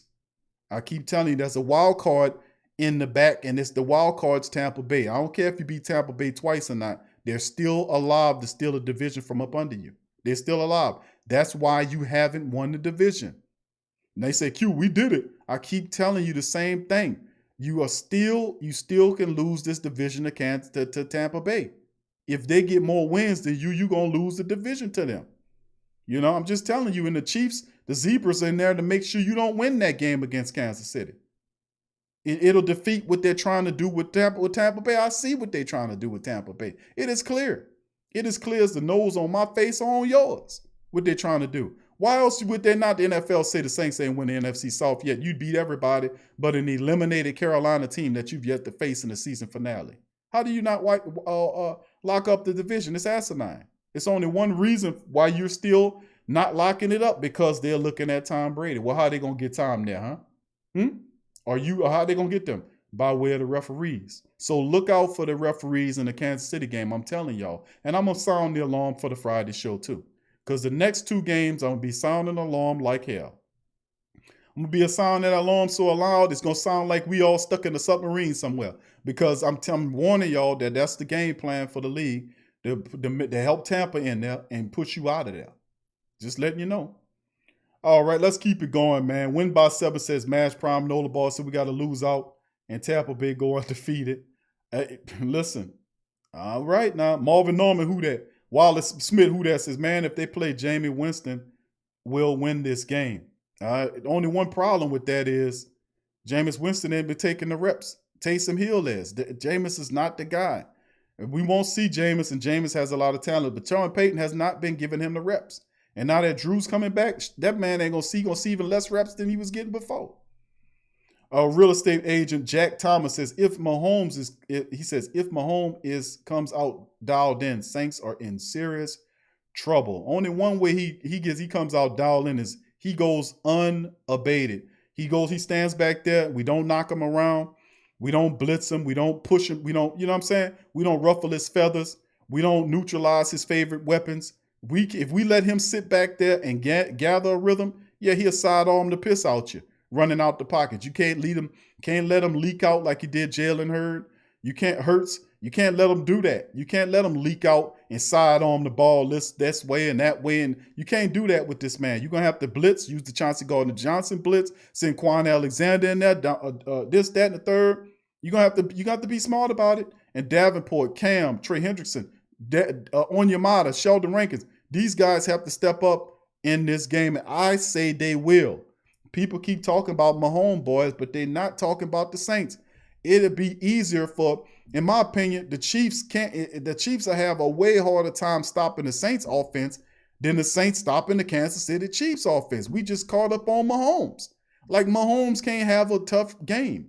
Mahomes has been having tough games against teams that we're way better than, don't have the defense the Saints have. How do you explain the losses that Kansas City had? If they were so great and so miraculous, they would be undefeated right now. But they're not. Whether they're a game or so better than you, I mean, come on, man. They're not infallible. And you're right about him, but we, just like other people, ruffle Patrick Mahomes boys' feathers. The Saints can do it too. They got a banged up offensive line. We got the packages. We got the personnel. It'd be different if we didn't have the personnel to do it.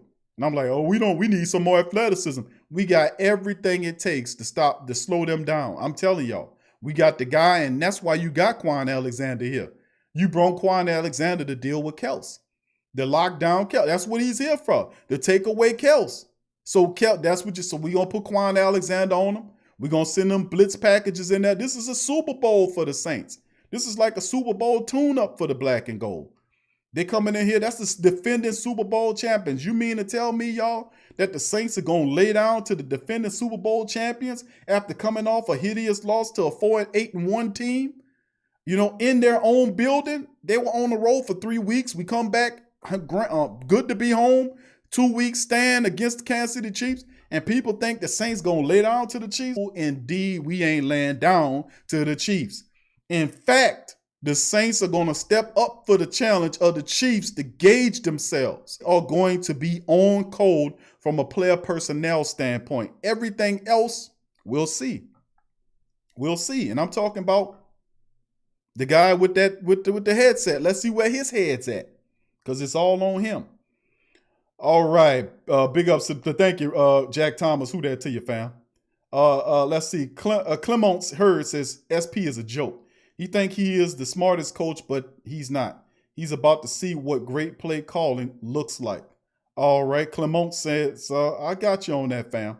Ramsey says, hey, Q, did you hear about the new screenplay, the Black Suede coming coming out of Burger King drive-through with 2 more Whoppers and then driving to Popeyes? All right. That was funny. Kevin says there is a chink in the armor of Kansas City. The game's padded is exposed, and Rams exposed them. And I'm telling you, these guys are not infallible. Fred says, I respect the Saints defense. I also respect the Saints offense. Saints are a team I love watching after my home team, the Chiefs. I'll pull for them, but not this week. Good luck and enjoy the game, guys. Thank you, Fred. Appreciate it, bro. Thank you. All right. Derek, who that to you, says Peyton is a great coach, LOL. So is Andy. If Andy didn't draft Mahomes right before Sean, Andy would have never won the Super Bowl. That is true. That is true. He got rid of Alex Smith to make that happen, man. He had the clairvoyance to get rid of Alex Smith because he didn't see him taking him to the big dance. So big ups to Andy Reid on that. But either way, if it wasn't Andy, it would have been Sean with the ring. We just gonna stop my homeboys from getting his second ring this year. Pay attention. 26 says, Big Q, have you ever heard of pulling the man off the pile penalty? No, I did not. And I was caught, and I was ranting and raving about that on the Saints Central. I was letting it out then. On Saints Central, man pulled him off the pile, 15-yard penalty for the man pulling him off the pile. But see, that's what kind of dumbass penalties you get. You know, you get called with the hands to the face. You get they can push you like what happened with Laddie Daddy when Elshon Jeffrey pushed him with both hands. The referee standing right there, no call was made. See, the referees are going to give them that call all the time. But no, I've never heard of a pull you off a pile penalty. That was absolutely ridiculous for that to happen. Pulling the player off the pile, 15-yard penalty, ridiculous. But see, they make up. I'll just keep just add that to the evidence pile of what I've been saying about the referees, and go on down to the pro shop. That's kind of hard. There you go. Yeah, it is.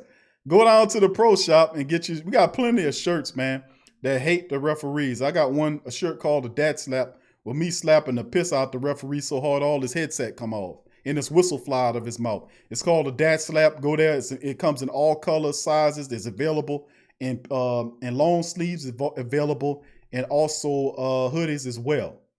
So go ahead and check that out, and go and check it out at the pro shop, man. Go ahead and check it out. We got Refs You Suck shirt. We got Chump Missioner shirts. We got the Who Dat Nation, the referees aren't your friend. There's several different referee hate shirts available in the pro shop. So by all means, go to the pro shop. Go to the pro shop right here and get you some shirts. Get you a shirt for the holidays.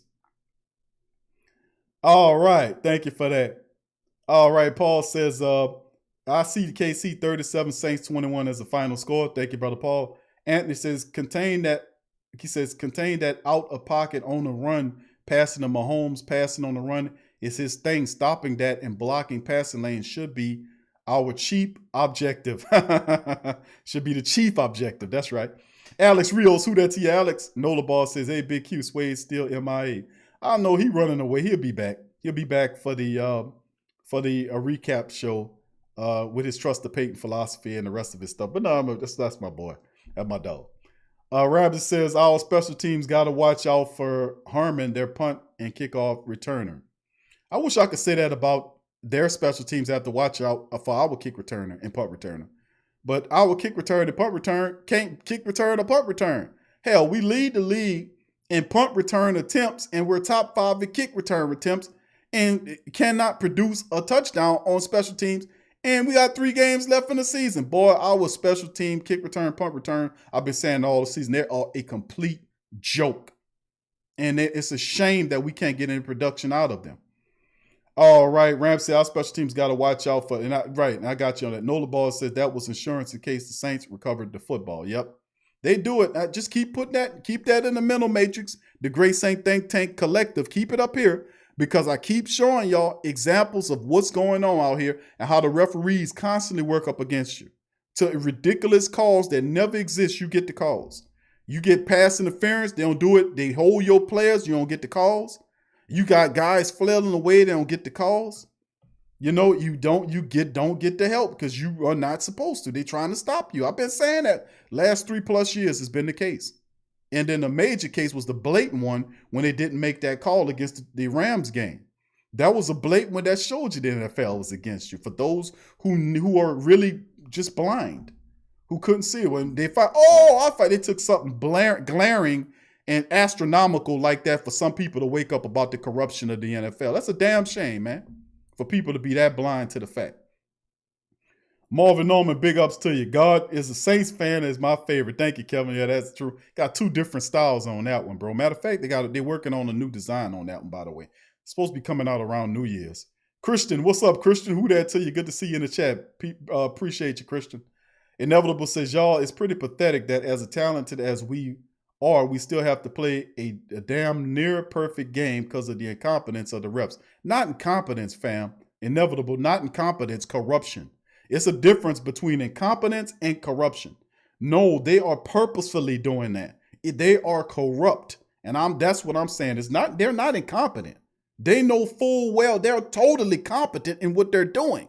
So it's not incompetency. It is straight up corruption in what they're doing, because they're doing a good job of trying to stop you. Roy says, at least we haven't been called for throwing a shoe. That is true. That happened in the Tigers and the Gators game that helped LSU win that contest. So I really like that one. And we needed that after a tough season what we've been going through. Michael Dozer, who that to you, Michael? Good to see you in the chat. All right, Tragic says, also on the touchdown, the refs called roughing the pass just in case the pass was incomplete on the touchdown. I know, that's what they do. That's what they do. They are a bunch of dirty, stinking, rotten, smelly ass dogs, and I always hit them with it. That's why I have a collection of ref hate shirts, and I'm asking all of the Great Saint Think Tank to go to the pro shop. The link is in the description section. Go and get you a shirt to show your hate for these funky dogs. I'm just keeping it real.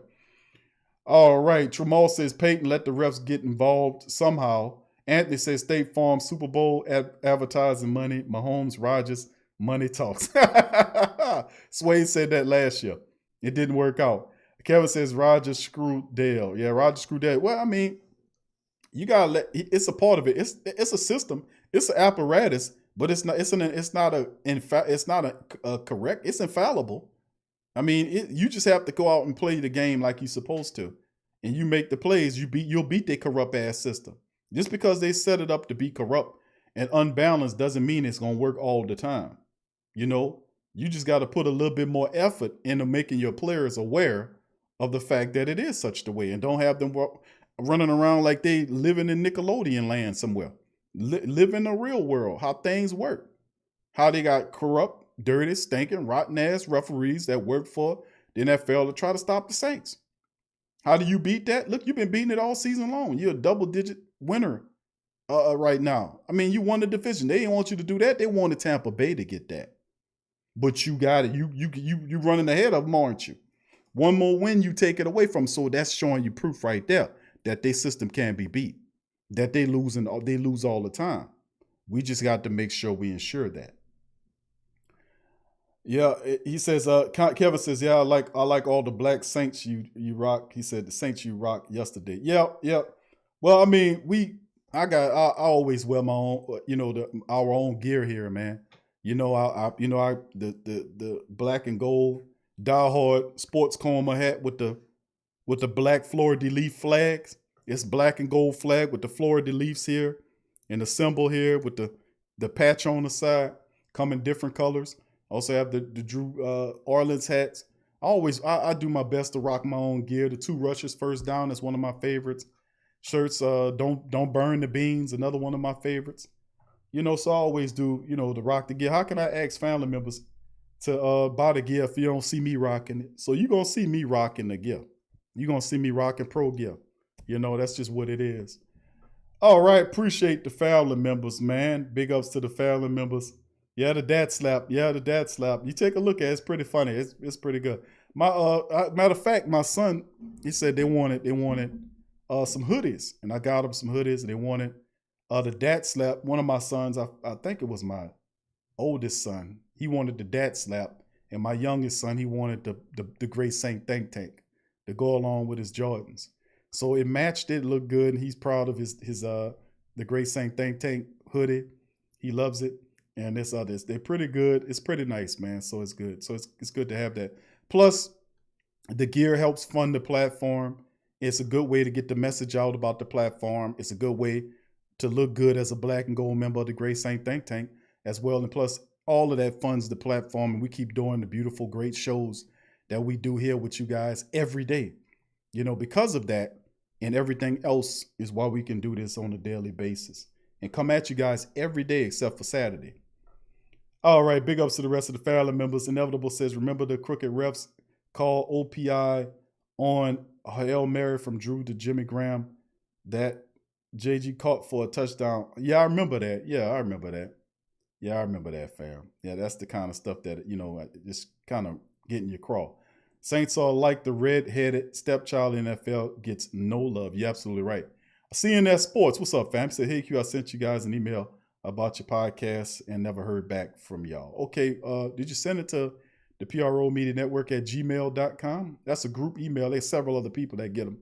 Sometimes stuff get lost in the tussle, but send it again. Whatever you said, CNS Sports, the PRO, make sure you sent to the right email now, my friend. It's the PRO Media Network, the THE Pro Media Network at gmail.com. And we don't, every now and again something might fall to the cracks, but most of the time we get everything. All right, so I appreciate you. But once again, thank all the family members for being here, man.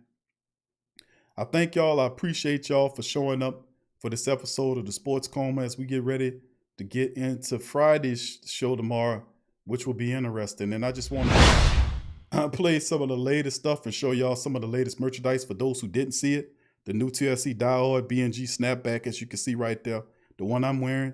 This is the Get Trust Fundamental Football shirt available at the Pro Shop and also available in hoodie form, long sleeve and hoodie, or, as available at the Pro Shop as we are doing our sale.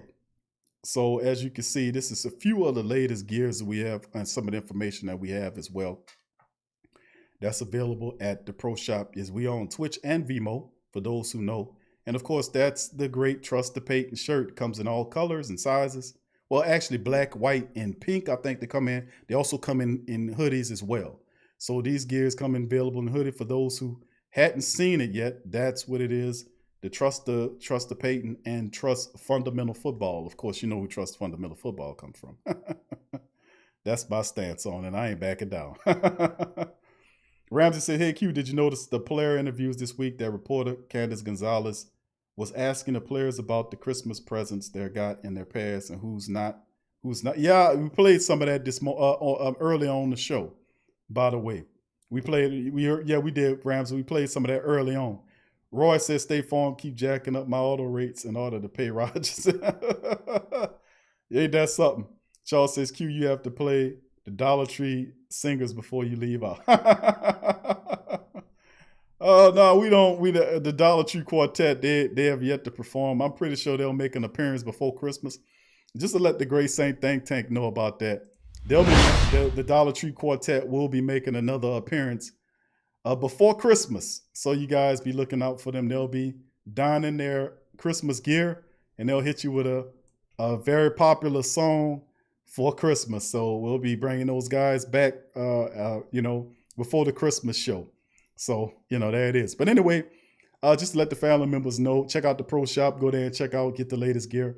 And to let the family members know as well, for alternative broadcast platform is Pro Radio. It's free to join. Go to Pro Radio, link in the description section. Sign up just in case YouTube fails. It happened a couple of weeks ago when YouTube went underneath and people couldn't use it and stuff. It happens from time to time. So our alternative platform is Pro Radio. Go to the description section and sign up for Pro Radio. Plus all of our shows, Sports Coma, Pelican Post Game Report, Ring King Boxing, Tough Tiger Talk, is all available there in audio format anyway. Also, if you like the show and you love what we're doing, subscribe. And besides subscription, if you want to take it further, go to patreon.com/the Pro Media Network. That's patreon.com/the Pro Media Network. Go there and sign up to become a patron, or you can become a YouTube member. Sign up, become a patron, have access and gain access to the TSC Q&A live show that we do every Tuesday after 6 o'clock. Also on Q with Big Q, over 10 episodes are available. And yes, tonight we're supposed to be doing an hour on Q with Big Q, the first for tonight. Then we'll move it to Saturday after next Saturday, not this Saturday, but the following Saturday after LSU's final regular season matchup. We'll move on Q to Big Q to Saturday, on Q with Big Q on Saturday. But we will be doing an hour broadcast tonight, so we'll be looking out for our YouTube and Patreon family members. All right, just to let you know. Okay, so big ups to the rest of the family members and the rest of you guys. Thank y'all for being here. Big ups to you, Ulysses. We appreciate you too, cuz. Thank you. Thank you, Trey. Appreciate you being here, fam. Anthony says, "Yo, Q, have we ever gone 6-0 in our division?" I don't think we have. Meaning swept everybody before? I'm gonna have to look that up. I think we did that once. I'm gonna have to make sure of that, bro. I think one year we did sweep everybody out. We were perfect in the division. We did that at least one time. And I can have look that up and just remind me on the next show, and I'll present it to you on the next show. All right, Ulysses said I'm gonna get Paul one of them Trust to Pay t-shirts. All right. Yes, sir. That's right, Kev. We're going to be doing it tonight, bro. So big ups to you. So thank all the family members, man, for chiming in on this thing. I appreciate y'all for being here. Hit the like button. Subscribe. If you aren't a subscriber, join the Great Saint Think Tank today. And we'll be back tomorrow at 5 o'clock. That's right, 5 o'clock. Or it might be a little earlier than that, but definitely for 5 o'clock because we got Pelican Post Game Report coming up later on that night. And also tomorrow, the Pelicans have a matchup against the Milwaukee Bucks. So we'll be looking out for that matchup as well. DC will be on and all of that. So tomorrow we'll have the full breakdown of the Saints versus the Chiefs for our Friday show. So I'm inviting all you guys to join us tomorrow on the Sports Coma as we do that. So much love to you guys. Who that to you, and I'll see y'all later. Y'all stay safe. Peace. Yeah. Well, all right. Like you always say, welcome. Number one sports talking D. We ain't like the Falcons, we won't blow the lead. Look, all we talk is who that, who got cut and who back. Rookies and the vets, players you should look at. It's the Sports Coma, you don't wanna miss it.